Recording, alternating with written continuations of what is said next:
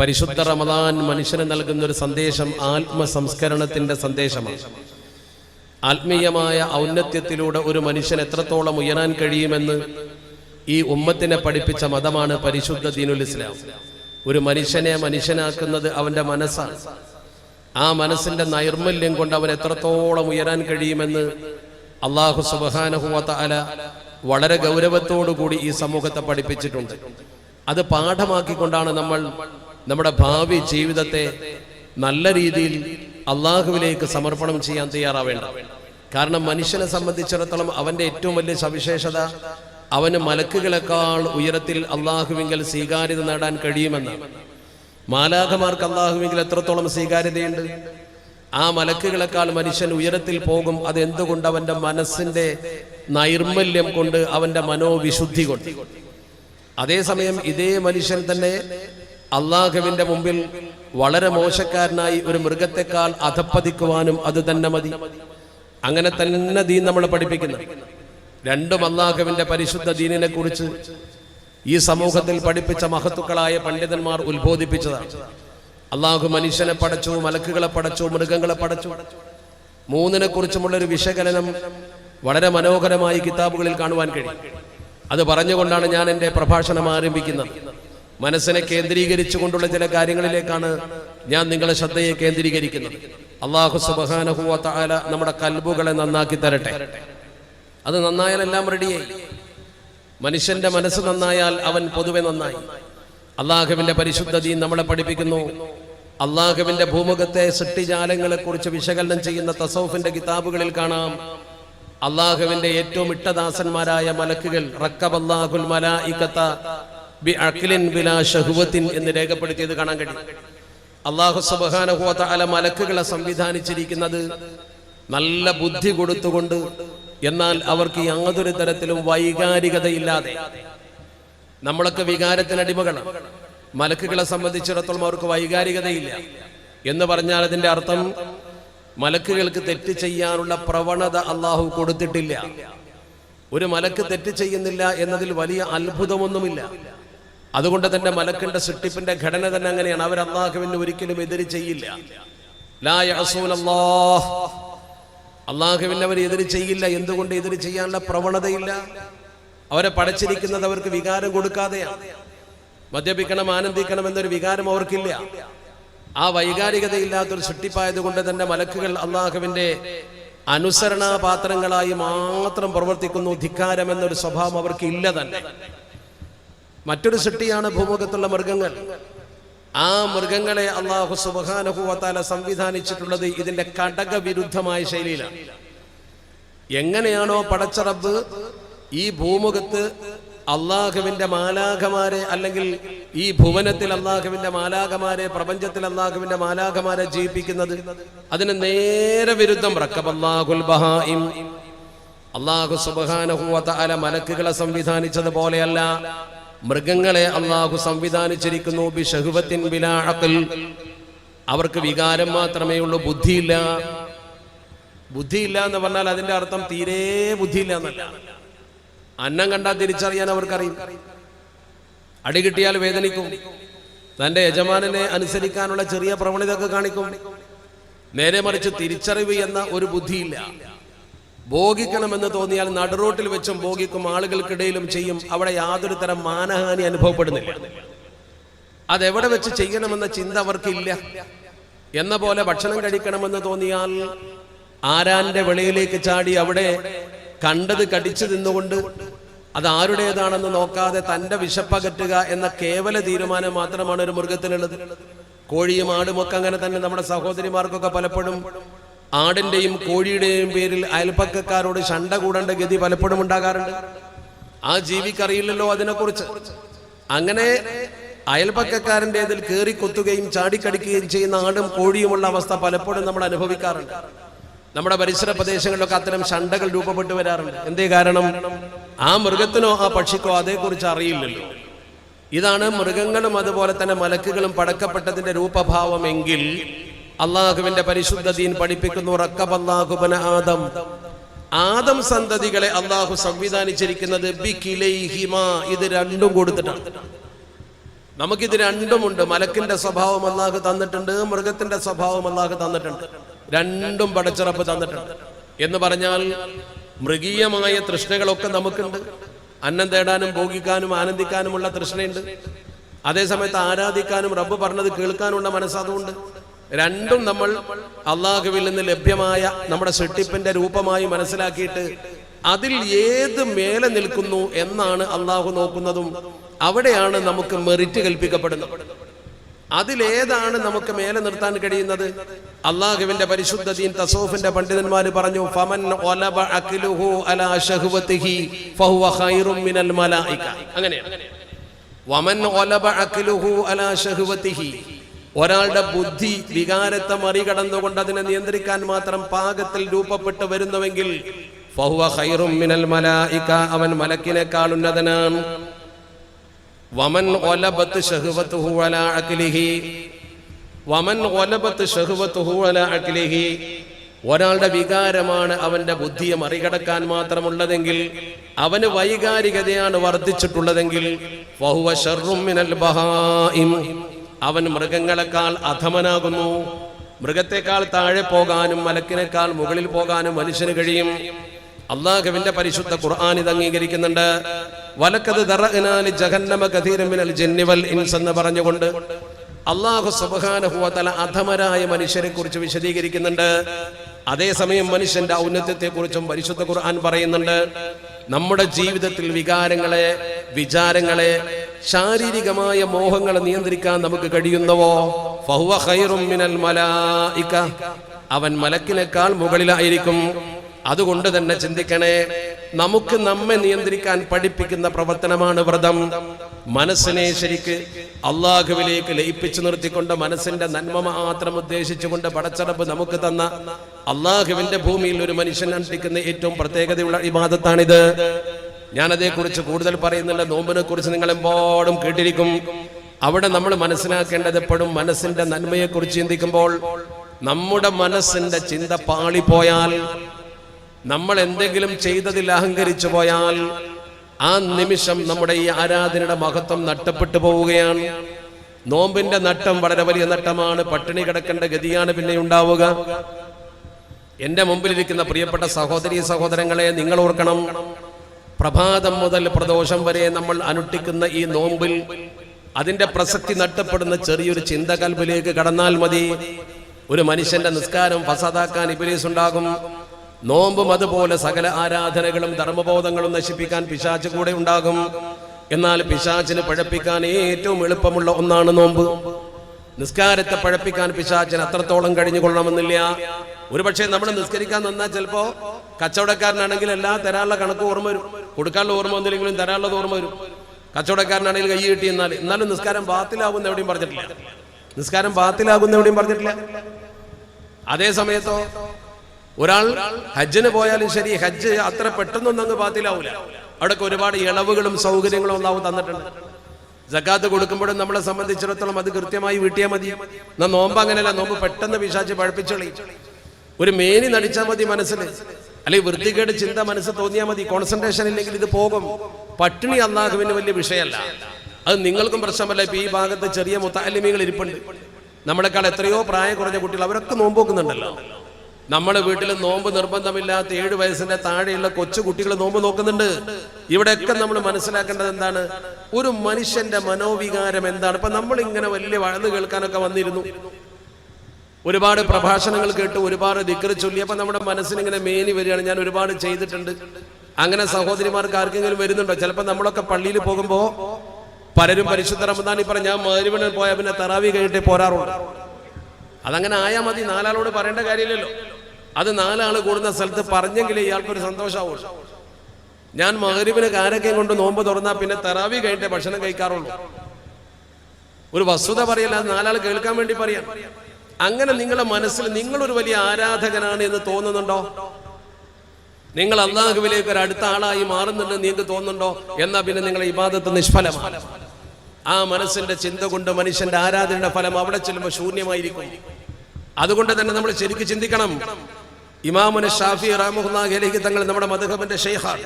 മഹാനായ ഇമാം ഷാഫി റഹ്മത്തുള്ളാഹി അലൈഹി അള്ളാഹുവിന്റെ പരിശുദ്ധ ദീനിൽ അടിയുറച്ചു നിൽക്കുന്ന ഒരു മനുഷ്യന്റെ ഉന്നമനത്തിന് വേണ്ട ഒരുപാട് നിർദ്ദേശങ്ങൾ സമർപ്പിച്ച കൂട്ടത്തിൽ പറഞ്ഞു, അർഫഉന്നാസി ഖദറൻ മല്ലാ യറാ ഖദറഹു.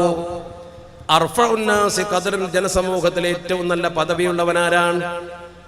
മല്ലാ യറാ ഖദറഹു, അവന്റെ ഖദറിനെ കുറിച്ച് കൃത്യമായ ബോധ്യമില്ലാത്തവൻ എന്ന് പറഞ്ഞാൽ തന്നെ കുറിച്ച് അറിയാത്തവനല്ല, ഞാനൊരു വലിയവനാണെന്ന തോന്നൽ മനസ്സിലില്ലാത്തവൻ. ഞാനൊരു വലിയവനാണെന്ന തോന്നൽ മനസ്സിലുള്ളവൻ അള്ളാഹുവിന്റെ മുമ്പിൽ ഒരിക്കലും വലിയവനല്ല. ഒരുപക്ഷെ ജനങ്ങൾക്ക് മുമ്പിൽ വലിയവനാണ്.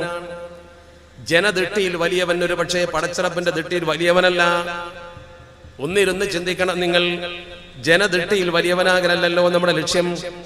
ഇവിടെ നമ്മൾ എങ്ങനെ ജീവിച്ചാലും ശരി അള്ളാഹുവിന്റെ മുമ്പിൽ വലിയവനാകണം. അള്ളാഹുവിന്റെ മുമ്പിൽ വലിയവനാണെന്ന് ഒരാൾക്ക് തോന്നണമെങ്കിൽ എന്ത് വേണം? അവന്റെ മനസ്സ് വിനയം കൊണ്ട് താഴോട്ട് വരണം. ഫലമുള്ള മരത്തിന്റെ ചില്ലകൾ താഴോട്ട് വിനയം കൊണ്ട് തൂങ്ങുന്നത് പോലെ നമ്മുടെ മനസ്സ് തൂങ്ങണം. ഞാനൊരു വലിയവനാണെന്ന ചിന്ത ഒരിക്കലും നമ്മുടെ കൽബിലേക്ക് കയറാൻ പാടില്ല. എന്നെ കേൾക്കുന്ന പ്രിയപ്പെട്ട സഹോദര സഹോദരിമാർ ശ്രദ്ധിക്കണേ. മഹാന്മാരായ പണ്ഡിതന്മാർ അള്ളാഹുവിനെ ഭയപ്പെട്ടിരുന്നതിന്റെ രൂപഭാവങ്ങളെ കുറിച്ച് കിതാബുകളിൽ രേഖപ്പെടുത്തിയിട്ടുണ്ട്.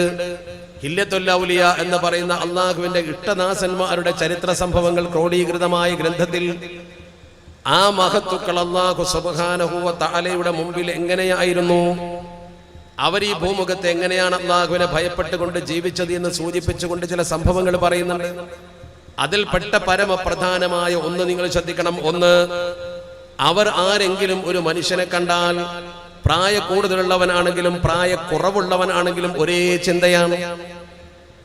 നമ്മൾ നമ്മുടെ ജീവിതത്തിൽ ഒരു പക്ഷേ നമുക്കാൾ പ്രായമുള്ളവനെ കാണും, നമ്മളെക്കാൾ പ്രായക്കുറവുള്ളവനെ കാണും, നമ്മളെക്കാൾ പ്രായം കൂടിയവനെയും പ്രായം കുറഞ്ഞവനെയും കാണുമ്പോൾ തസൗഫിന്റെ ഏറ്റവും നല്ല മാതൃക കാണിച്ച മഹാപണ്ഡിതന്മാർ അവരെങ്ങനെയാണ് പെരുമാറിയത് എന്നതിനെ കുറിച്ചൊരു സൂചന അതിൽ പറയുന്നുണ്ട്.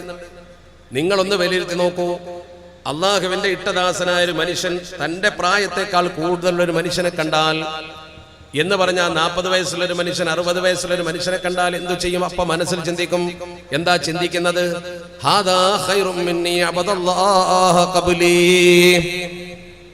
എന്തൊരു മനോഹരമായ ചിന്തയാണ്. ഹാദാ ഖൈറും മിന്നി, ഈ മനുഷ്യൻ എന്നെക്കാൾ എത്രയോ നല്ലവനാണ്. കാരണം എന്തുകൊണ്ട്? അബദല്ലാഹ ഖബ്ലി, എന്നെക്കാൾ എത്രയോ മുമ്പ് ഇവൻ പടച്ചറബിനെ ആരാധന നിർവഹിച്ചിട്ടുണ്ട്. ഞാൻ 40 കൊല്ലമാണ് എന്റെ റബ്ബിനെ ഇബാദത്ത് എടുത്തതെങ്കിൽ ഈ മനുഷ്യൻ 60 കൊല്ലം പടച്ചറബിന് എന്നെക്കാൾ 20 കൊല്ലം കൂടുതൽ ഇബാദത്ത് ചെയ്തവനാണ് അയാൾ. അപ്പോൾ ഒരു പ്രായം ചെന്ന ആളെ കാണുമ്പോൾ മനസ്സിന്റെ ഉള്ളിൽ തന്നെ ഈ ആദരവ് പ്രകടമാകുകയാണ്. എന്തുകൊണ്ട്? വിനയം കൊണ്ട്. അല്ലാത്തവൻ അതൊരിക്കലും പറയാൻ കഴിയില്ല. ഈ മനുഷ്യൻ എന്നെക്കാൾ വളരെ കൂടുതൽ കാലം പടച്ചറബിനെ ഇബാദത്ത് ചെയ്തവനാണ്. ഹാദാ ഖൈറും മിന്നി അബദല്ലാഹ ഖബ്ലി. വല്ലാത്തൊരു ചിന്തയാണത്. എന്നാൽ തന്നെക്കാൾ പ്രായം കുറഞ്ഞൊരു മനുഷ്യനെ കണ്ടാലോ? ഒരു 20 വയസ്സുള്ള ഒരാൾ 40 വയസ്സായ ആള് കാണുകയാണ്. ആ 20 വയസ്സുള്ള ആളെ കാണുമ്പോൾ ചിന്ത, ഹാദാ ഖൈറും മിന്നി ഇർതകബതു മിനദ്ദുനൂബി മിമ്മർതകബ. കണ്ടോ നിങ്ങൾ? അപ്പോഴും ചിന്ത അങ്ങനെ തന്നെയാണ്. ഹാദാ ഖൈറും മിന്നി, ഈ ചെറുപ്പക്കാരൻ എന്നെക്കാൾ എത്രയോ നല്ലവനാണല്ലോ. ഇർതകബതു മിനദ്ദുനൂബി, ഞാൻ എത്രയോ തെറ്റ് ചെയ്തു. മിമ്മർതകബ, ഇവൻ ചെയ്തതിനേക്കാൾ, ഇവൻ തന്റെ ജീവിതത്തിൽ ചെയ്തതിനേക്കാൾ എത്രയോ തെറ്റുകൾ ഞാൻ ചെയ്തു. 20 കൊല്ലമേ അവൻ ജീവിച്ചുള്ളൂ. ആ 20 കൊല്ലത്തെ കളവോ അല്ലെങ്കിൽ ദോഷമോ അവനുണ്ടാകുമെങ്കിൽ ഞാൻ 40 കൊല്ലം ജീവിച്ചു. 20 കൊല്ലം അവനേക്കാൾ കൂടുതൽ ഒരു പക്ഷേ ഞാൻ കളവ് പറഞ്ഞിരിക്കും. ഒരു പക്ഷേ എന്റെ മനസ്സിലേക്ക് ദുശ്ചിന്ത കടന്നു വന്നിരിക്കും. ഒരു പക്ഷേ എന്റെ മനസ്സിലേക്ക് എന്തെങ്കിലും വൃത്തികെട്ട ചിന്തകൾ കൊണ്ടുവരുന്ന പ്രവർത്തനം ഞാൻ ചെയ്തിരിക്കും. അല്ലാഹുവേ, എന്നെക്കാൾ എത്രയോ മേലെയാണവൻ. ഈ ശബ്ദം കേൾക്കുന്ന പ്രിയപ്പെട്ട മുത്തമുഅ്മിനീങ്ങളെ ഒന്ന് ചിന്തിച്ചു നോക്ക്. ഒരു മനുഷ്യന്റെ ജീവിതത്തിന്റെ വൈകാരികതയെ കുറിച്ചാണ് പറയുന്നത്. നമുക്കൊരാളെ കാണുമ്പോൾ ഇങ്ങനെയുള്ള ചിന്ത വരുന്നുണ്ടോ നിങ്ങൾ ചിന്തിക്കുക. നമ്മൾ പരിശുദ്ധ റമദാനിൽ അല്പമൊക്കെ ആരാധനകളൊക്കെ നിർവഹിച്ച് നമ്മളൊരു പ്രത്യേകമായ ആരാധന ഔന്നത്യത്തിന്റെ മുമ്പിൽ ചെന്ന് നിൽക്കുമ്പോൾ നമ്മളെ മനസ്സിൽ നമുക്ക് കൃത്യമായി തോന്നുകയാണ്, ഞാനിപ്പോൾ ഒരുപാട് വളരെ മുമ്പിലാണ് എന്നൊരു തോന്നൽ നമുക്കുണ്ട്. ഇത് മനസ്സിന്റെ കറയാണ്. ഇത് മനസ്സ് കുറെ വൃത്തികിടന്ന് ചില കള്ളുപിടിക്കൊന്നും വേണ്ട, വ്യഭിചരിക്കും വേണ്ട, തമ്മാടിത്തം ചെയ്യേണ്ട. മനസ്സിന് കറ പിടിക്കാൻ എളുപ്പമുണ്ട്. വെള്ള പേപ്പറിൽ ഒരു കറുത്ത പുള്ളി വിടാൻ വളരെ എളുപ്പമുള്ളതുപോലെ നമ്മുടെ നല്ല മനസ്സിൽ കറ വിടാൻ എളുപ്പമുണ്ട്. എന്നാൽ നിങ്ങളൊരു കാര്യം മനസ്സിലാക്കണം, ഈ കറ വീഴാത്തൊരു കൽബ് നിങ്ങൾക്കുണ്ടോ, അത്ഭുതകരമായ ഔന്നത്യത്തിലേക്ക് നിങ്ങൾക്ക് എത്തിപ്പെടാൻ പറ്റും. അത് വലിയൊരു ലോകമാണ് തസൗഫിന്റെ ലോകം. മനസ്സ് നന്നായാൽ ആ മനുഷ്യന് ഒരുപാട് പ്രയോജനങ്ങൾ നേടിയെടുക്കാൻ പറ്റും. ശരീരം നന്നാകുന്നത് കൊണ്ടല്ലത്, കൽബിന്റെ നന്മ കൊണ്ട് ഒരു മനുഷ്യന് എവിടെയൊക്കെ പോകാൻ പറ്റുന്നറിയോ? അതാ ചിന്തിക്കേണ്ടത്. നമ്മൾ അള്ളാഹുവിന്റെ മുമ്പിൽ ഇട്ടതടസ്സന്മാരായി മാറുമെന്ന് മാത്രമല്ല, ഭൂമുഖത്ത് തന്നെ നമുക്ക് അള്ളാഹു വലിയ ഔന്നത്യം നൽകുകയാണ്. അതാ ചിന്തിക്കേണ്ടത്. അതിനാദ്യം എന്ത് വേണമെന്ന് ചോദിച്ചാൽ, നമ്മൾ ഈ ഭൂമുഖത്ത് ജീവിക്കുമ്പോൾ ദുനിയവിയായ ബന്ധം ലേശൊന്ന് കുറക്കണം. ഭക്ഷണം കഴിക്കണ്ട, വസ്ത്രം ധരിക്കണ്ട, നല്ല വീടുണ്ടാക്കണ്ട എന്നൊന്നുമല്ല അതിന്റെ അർത്ഥം. മറിച്ച് എന്താണ്? ഒരു മനുഷ്യനെ സംബന്ധിച്ചിടത്തോളം അവൻ ദുനിയാവുമായുള്ള ബന്ധം അല്പൊന്ന് വിടർത്തുക. എങ്ങനെ? അതും തസൗഫിന്റെ പണ്ഡിതന്മാര് പറഞ്ഞിട്ടുണ്ട്. നമ്മളും ദുനിയാവും തമ്മിലുള്ള ബന്ധം കൽ മാഇ വസ്സഫീനത്തി അനിൽ കസ്സഫീനത്തി വൽ മാഇ. എന്താണ് പറഞ്ഞത്? പെട്ടെന്നൊന്നും മനസ്സിലാവൂല. ഇവിടെ നമ്മൾ മനസ്സിലാക്കണം, ഒരു മനുഷ്യനെ സംബന്ധിച്ചിടത്തോളം അവന്റെ ജീവിതത്തിൽ അവൻ മനസ്സിലാക്കേണ്ടത് അവന്റെ മനസ്സിന്റെ ഔന്നത്യം എന്ന് പറയുമ്പോ കസ്സഫീനത്തി വൽ മാ, വെള്ളവും കപ്പലും പോലെ. അതെങ്ങനെയാ? കപ്പൽ ഓടണമെങ്കിൽ വെള്ളം വേണം. വെള്ളമില്ലാതെ കപ്പൽ ഓടൂല, വെള്ളത്തിലേ കപ്പൽ ഓടൂ. കപ്പൽ വെള്ളത്തിൽ മാത്രമേ ഓടൂ എന്ന പോലെ നമുക്ക് ഓടണമെങ്കിൽ ഇന്ധനം വേണം. ദുനിയാവിൽ ജീവിക്കാൻ പൈസ വേണ്ടേ? പൈസ ഇല്ലാതെ എങ്ങനെ മുന്നോട്ട് പോകും? ഇപ്പൊ ഈ പന്തൽ ഇവിടെ സംവിധാനിക്കണമെങ്കിലും, ഈ സൗണ്ട് സിസ്റ്റം ഇവിടെ സംവിധാനിക്കണമെങ്കിലും, ഇനിയിപ്പോ ആ കെട്ടിടം പൂർത്തിയാക്കാനും പുതിയ ഭാഗം നമുക്ക് എടുക്കാനും ഒക്കെ പണം വേണ്ടേ? പണമില്ലാതെ ഓടാൻ കഴിയില്ല. കപ്പൽ വെള്ളത്തിലേ ഓടൂ. നമ്മൾ പണമുണ്ടെങ്കിൽ മാത്രമേ മുന്നോട്ട് പോകൂ. രണ്ടും ഒരുപോലെ. പക്ഷെ എന്താ പ്രശ്നം? ആ കപ്പലും വെള്ളവും തമ്മിലുള്ള ബന്ധത്തിന്റെ പ്രത്യേകത എന്താ? ആ കപ്പൽ ഓടാൻ വെള്ളം വേണം, പക്ഷെ ആ വെള്ളം കപ്പലിന്റെ ഉള്ളിലേക്ക് കയറിയാൽ അപകടമാണ്. ഇതാ ദഖലൽ മാഉ ഫി സഫീനത്തി ഹലക. കപ്പലിലേക്ക് വെള്ളം കയറിയാൽ മുങ്ങും, ഉറപ്പാണ്, നശിക്കും. എന്ന പോലെ ദുനിയാവിൽ നിങ്ങൾക്ക് ഓടാനുള്ള ഇന്ധനമായ ഈ പണം നിങ്ങളെ കൽബിലേക്ക് കടന്നാൽ നിങ്ങൾ നശിക്കും. അത് കൽബിലേക്ക് കയറ്റാൻ പാടില്ല. കപ്പലിന്റെ ഉള്ളിലേക്ക് വെള്ളം കടക്കാത്ത പോലെ ദുനിയാവ് കൽബിലേക്ക് കടക്കാതെ കയ്യിൽ മാത്രം വെച്ചോണ്ടിരിക്കണം. അപ്പൊ ചോദിക്കുമ്പോ കൊടുക്കാൻ തോന്നും, പാവപ്പെട്ടവരെ സഹായിക്കാൻ തോന്നും, നാളെയും പടച്ചറപ്പ് എനിക്ക് തരും തോന്നും. കൽബിലാണെങ്കിൽ അത് തോന്നൂല. അതുകൊണ്ടാണ് മഹാപണ്ഡിതന്മാർ പ്രാർത്ഥിച്ചത്, അല്ലാഹുവേ എനിക്ക് നീ പണം എന്റെ കയ്യിൽ തരണം, കൽബിൽ വേണ്ട. ആരാന്റെ മുമ്പിൽ ഇരക്കാതെ ജീവിക്കാൻ കയ്യിൽ പണം വേണം. ജീവിതകാലത്തൊരിക്കലും മറ്റൊരാളുടെ മുമ്പിൽ സ്വന്തം ആവശ്യത്തിന് വേണ്ടിയോ നമ്മുടെ കുടുംബത്തിന്റെ അത്യാവശ്യത്തിന് വേണ്ടിയോ ഒരുത്തന്റെ മുമ്പിലും കൈ നീട്ടേണ്ട ഗതികേട് പടച്ചറബേ ഞങ്ങളിൽ ഒരാൾക്കും നീ വരുത്തല്ല തമ്പുരാനെ. നല്ലോണം ആമീൻ പറഞ്ഞോളേ. ദാരിദ്ര്യം വലിയ വിഷയം തന്നെയാണ്. ദാരിദ്ര്യം വലിയ അപകടമുള്ള കാര്യമാണ്. അള്ളാഹു ദാരിദ്ര്യത്തിൽ നമ്മളെ കാത്തുരക്ഷിക്കട്ടെ. അപ്പൊ അങ്ങനെ വരുമ്പോ നമ്മൾ ഏറ്റവും ശ്രദ്ധേയമായ ഒരു കാര്യം, പണം കയ്യിലുണ്ടാവും, വലിയ സമ്പത്തുള്ള ആളാ, നല്ലതിനൊക്കെ കൊടുക്കും. കാരണം ഈ തന്ന പടച്ചറപ്പ് വീണ്ടും തരുമെന്ന കാര്യത്തിൽ ഒരു തർക്കമല്ലല്ലോ, പിടിച്ചു വെച്ചിട്ടൊരു കാര്യമല്ല. തരുന്നവന് വിജയത്തിന് വേണ്ടി 2 മലക്കുകൾ ഇറങ്ങി വന്നിട്ട് ആ മലക്കുകൾ പ്രഭാതത്തിലും പ്രദോഷത്തിലും പ്രാർത്ഥിക്കും, അള്ളാഹുവേ നല്ലതിന് കൊടുക്കുന്നവന് വീണ്ടും വീണ്ടും കൊടുക്കണേ എന്ന് പ്രാർത്ഥിക്കും. ഞാൻ പറഞ്ഞു വന്നത്, ഈ രീതിയിൽ ഹൃദയത്തെ ദുനിയാവുമായി കപ്പലിന്റെ പലകകൾ വെള്ളത്തെ അകറ്റി നിർത്തും പോലെ. കപ്പൽ അങ്ങനെയാ, നല്ലോണം വെള്ളമുള്ള സ്ഥലത്ത് വലിയ കപ്പലോടും, നല്ലോണം പൈസ ഉള്ള ആൾക്ക് നന്നായി ജീവിക്കാൻ പറ്റും ഭൂമിയിൽ, ഒക്കെ ശരിയാ, ഉദാഹരണം വളരെ ശരിയാ. പക്ഷെ എത്ര വെള്ളം ഉണ്ടെങ്കിലും ഒരു തുള്ളി അകത്ത് കയറിയാൽ അത് കൂടുതലായി കപ്പൽ മുങ്ങും. എന്ന പോലെ ദുനിയാവ് കൽബിലേക്ക് കയറിയാൽ എത്ര വലിയ മുതലാളിയാണെങ്കിലും ശരി, അയാൾ ചെയ്ത സൽക്കർമ്മം ഒന്നും പിന്നെ ഉണ്ടാവില്ല. പിന്നെ അയാൾ മേനി നടിക്കാൻ തുടങ്ങി. ഹൃദയത്തിലേക്ക് പണം കയറുമ്പോഴാണ് ഞാൻ പണക്കാരനാണെന്ന് തോന്നുക. ഹൃദയത്തിലേക്ക് പണം കയറാതിരിക്കുമ്പോഴോ അള്ളാഹുവിന്റെ പണമാണ് എന്റെ കയ്യിലുള്ളതെന്ന് തോന്നും. രണ്ടും തമ്മിൽ വ്യത്യാസമുണ്ട്. അതാണ് എത്ര വലിയ പണക്കാരനാണെങ്കിലും ശരി, അയാൾക്ക് ദീനുണ്ടെങ്കിൽ, അള്ളാഹുവിനെ കുറിച്ചുള്ള ഭയമുണ്ടെങ്കിൽ ആ പണവും അയാളും തമ്മിലൊരു മറയുണ്ടാകും. അപ്പോൾ അയാൾക്ക് അള്ളാഹു വീണ്ടും വീണ്ടും വർധനവ് കൊടുക്കും. അങ്ങനെയുള്ള ഒരവസ്ഥയിലേക്ക് മനുഷ്യൻ, പണക്കാരനാകട്ടെ ദരിദ്രനാവട്ടെ ആരാവട്ടെ, അവന്റെ മനസ്സാണ് എല്ലാറ്റിനെയും നിയന്ത്രിക്കുന്നത്. അങ്ങനെ നല്ലൊരു മനസ്സുണ്ടെങ്കിൽ മനസ്സിന്റെ ഔന്നത്യം എവിടെ വരെ എത്തും മനുഷ്യനെ? ഒരു മനുഷ്യന്റെ മനസ്സിന്റെ ഔന്നത്യം ഒരു മനുഷ്യനെ എവിടെ വരെ എത്തിക്കും? ഒറ്റ ഉദാഹരണം ഞാൻ പറഞ്ഞു, ഒറ്റ ഉദാഹരണം. അത് പറഞ്ഞിട്ട് പറയുമ്പോൾ വേഗം മനസ്സ് എവിടെ എത്തും എന്നറിയാൻ വേണ്ടിയിട്ടാണ്. അള്ളാഹുവിന്റെ പരിശുദ്ധതയും നമ്മളെ പഠിപ്പിക്കുന്ന മഹനീയമായ നമ്മുടെ പൂർവ്വഗാമികളുടെ ചരിത്ര മുത്തുകൾ പരിശോധിക്കുമ്പോൾ നമുക്ക് അത്ഭുതപ്പെടും. ഞാൻ മനസ്സുമായി ബന്ധപ്പെട്ട വിഷയമായതുകൊണ്ടാണ് ഇത് പറയുന്നത്. ഇമാമുന അലി റളിയല്ലാഹു തആല അലിയുൻ കറമല്ലാഹു വജ്ഹഹു നിങ്ങൾക്കൊക്കെ അറിയാം. ചരിത്രത്തിൽ പരിചയ സമ്പന്നനായ മഹാൻ. അള്ളാഹുവിന്റെ പരിശുദ്ധ ദീനിൽ അള്ളാഹുവിന്റെ തിരുദൂതർ പറഞ്ഞൊരു വാക്കുണ്ട്, അന മദീനത്തുൽ ഇൽമി വ അലിയുൻ ബാബുഹാ. അന മദീനത്തുൽ ഇൽമി വ അലിയുൻ ബാബുഹാ. ഞാൻ ഇൽമിന്റെ നഗരമാണെങ്കിൽ അതിലേക്കുള്ള പ്രവേശന കവാടമാണ് എൻ്റെ അലി. അള്ളാഹുവിന്റെ പരിശുദ്ധ തിരുദൂതർ അലി റളിയല്ലാഹു തആല ഇൽമു കൊണ്ടും തഖ്വ കൊണ്ടുമാണ് തന്റെ പ്രിയപ്പെട്ട മകൾ ഫാത്തിമ ബീവിയെ പിടിച്ച് കെട്ടിച്ചു കൊടുത്തത്. പണക്കാരായ സ്വഹാബത്ത് മോഹിക്കാത്തത് കൊണ്ടല്ല, വലിയ പണക്കാരായ സ്വഹാബത്തിന് തന്റെ മകളെ കൊടുക്കാൻ നബി തങ്ങൾ ശ്രമിക്കാതിരുന്നത് അലി തങ്ങളുടെ മെറിറ്റ് കണ്ടുകൊണ്ടാണ്. പാപ്പനാണ് അലി റളിയല്ലാഹു തആല അൻഹു. ആ മഹാനുഭാവൻ സാമ്പത്തിക ബുദ്ധിമുട്ട് കൊണ്ട് തന്റെ വീട്ടിൽ നരകയാതന അനുഭവിച്ച മഹാനാണ്. അലി ഇബ്നു അബീ ത്വാലിബ് എന്ന് പറയുന്ന മഹാൻ, അദ്ദേഹം അബൂ താലിബിന്റെ വീട്ടിൽ പട്ടിണി കിടന്ന മക്കളുടെ കൂട്ടത്തിൽ ഒരാളാണ്. അപ്പോഴാണ് നബി തങ്ങൾ ഏറ്റെടുത്തുകൊണ്ട് വളർത്തുന്നത്. നബി തങ്ങൾ സ്പോൺസർ ചെയ്ത കുട്ടിയാണ്. എന്നിട്ടും അത്രമാത്രം ദാരിദ്ര്യത്തിന്റെ നീരാളി പിടുത്തത്തിൽ കഴിഞ്ഞൊരു മനുഷ്യന് പടച്ചറപ്പ് തന്റെ മകളെ, പടച്ചറപ്പിന്റെ പ്രവാചകർ തന്റെ മകളെ കൊടുത്തത് എന്തുകൊണ്ടാണ്? ഇൽമു കൊണ്ടാണ്. ആ മനുഷ്യന്റെ ഇൽമു കൊണ്ടാണ്, അദ്ദേഹത്തിന്റെ തഖ്വ കൊണ്ടാണ്. നല്ല ശുദ്ധമായ ഒരു ഹൃദയം അദ്ദേഹത്തിനുണ്ടായിരുന്നു. അതിന്റെ ഒരു തെളിവാണ് ഞാൻ പറയുന്നത്. താരീഖിന്റെ കിതാബിൽ കാണാം, അള്ളാഹുവിന്റെ പരിശുദ്ധ തിരുദൂതർ ഈ ലോകത്തോട് വിട പറഞ്ഞു. സിദ്ദീഖുൽ അക്ബർ റളിയല്ലാഹു തആല അൻഹു മുസ്ലിം ഖലീഫയായി. സിദ്ദീഖ് തങ്ങളും കാലത്തോട് വിട പറഞ്ഞു.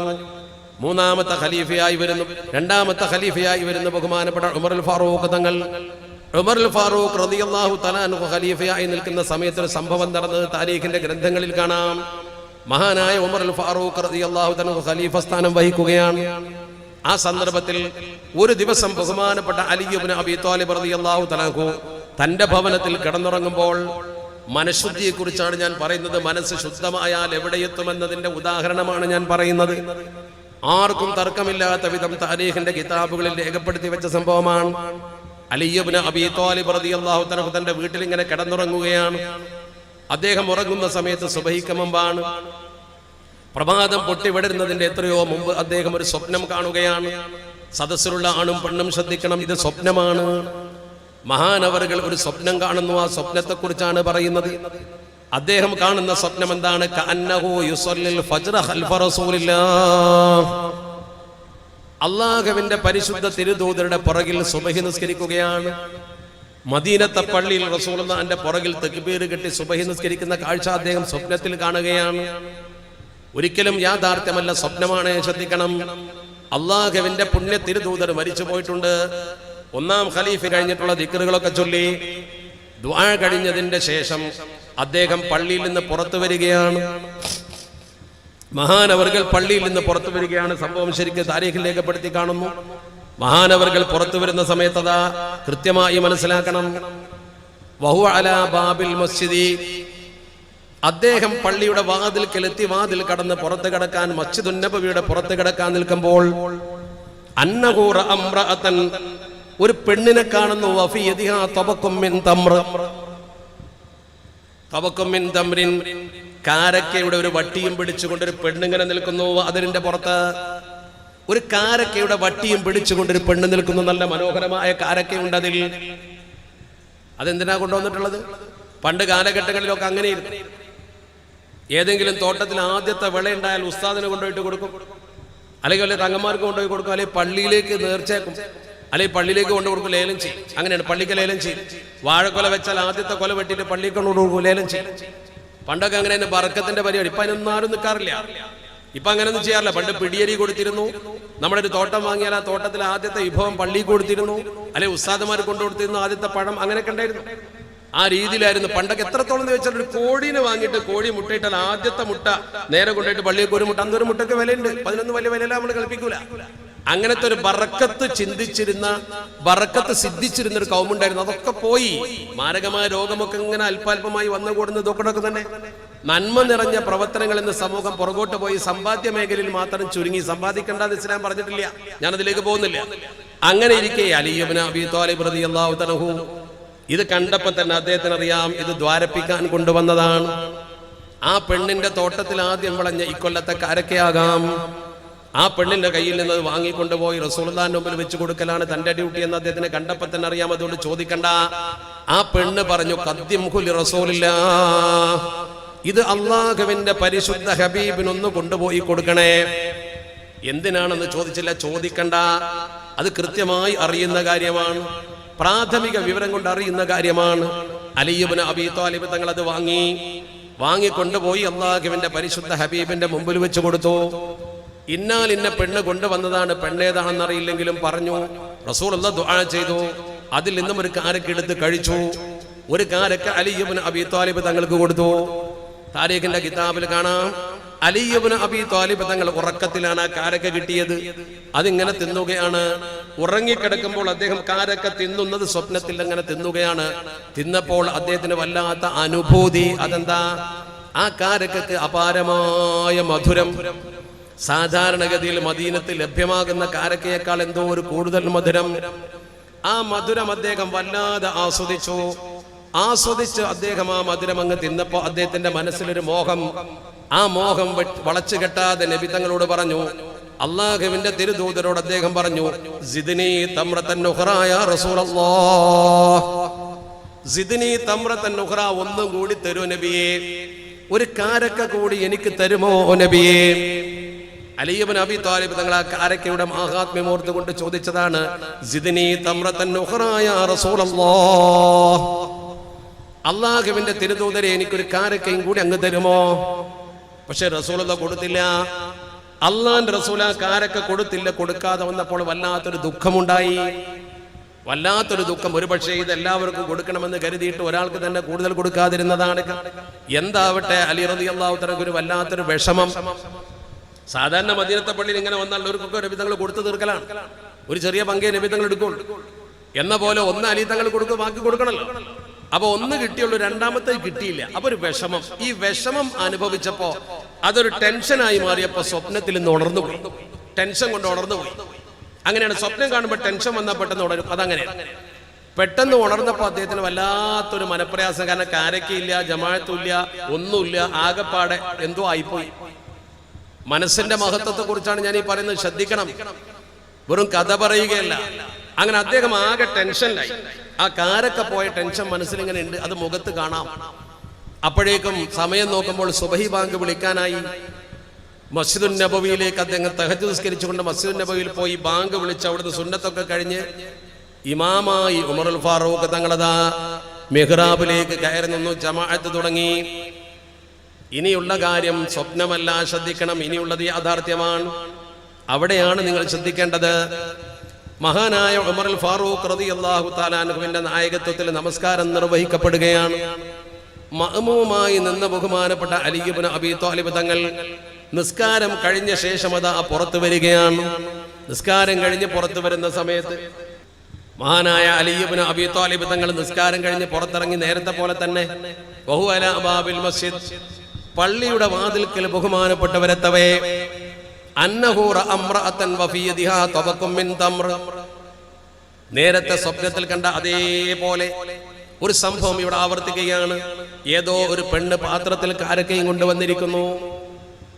ഏതോ ഒരു പെണ്ണ് ഏതാണെന്നറിയില്ല. കാരണം പർദ്ദ ധരിച്ചുകൊണ്ട് ഹിജാബ് ധരിച്ചുകൊണ്ട് വരുന്ന പെണ്ണാണ്.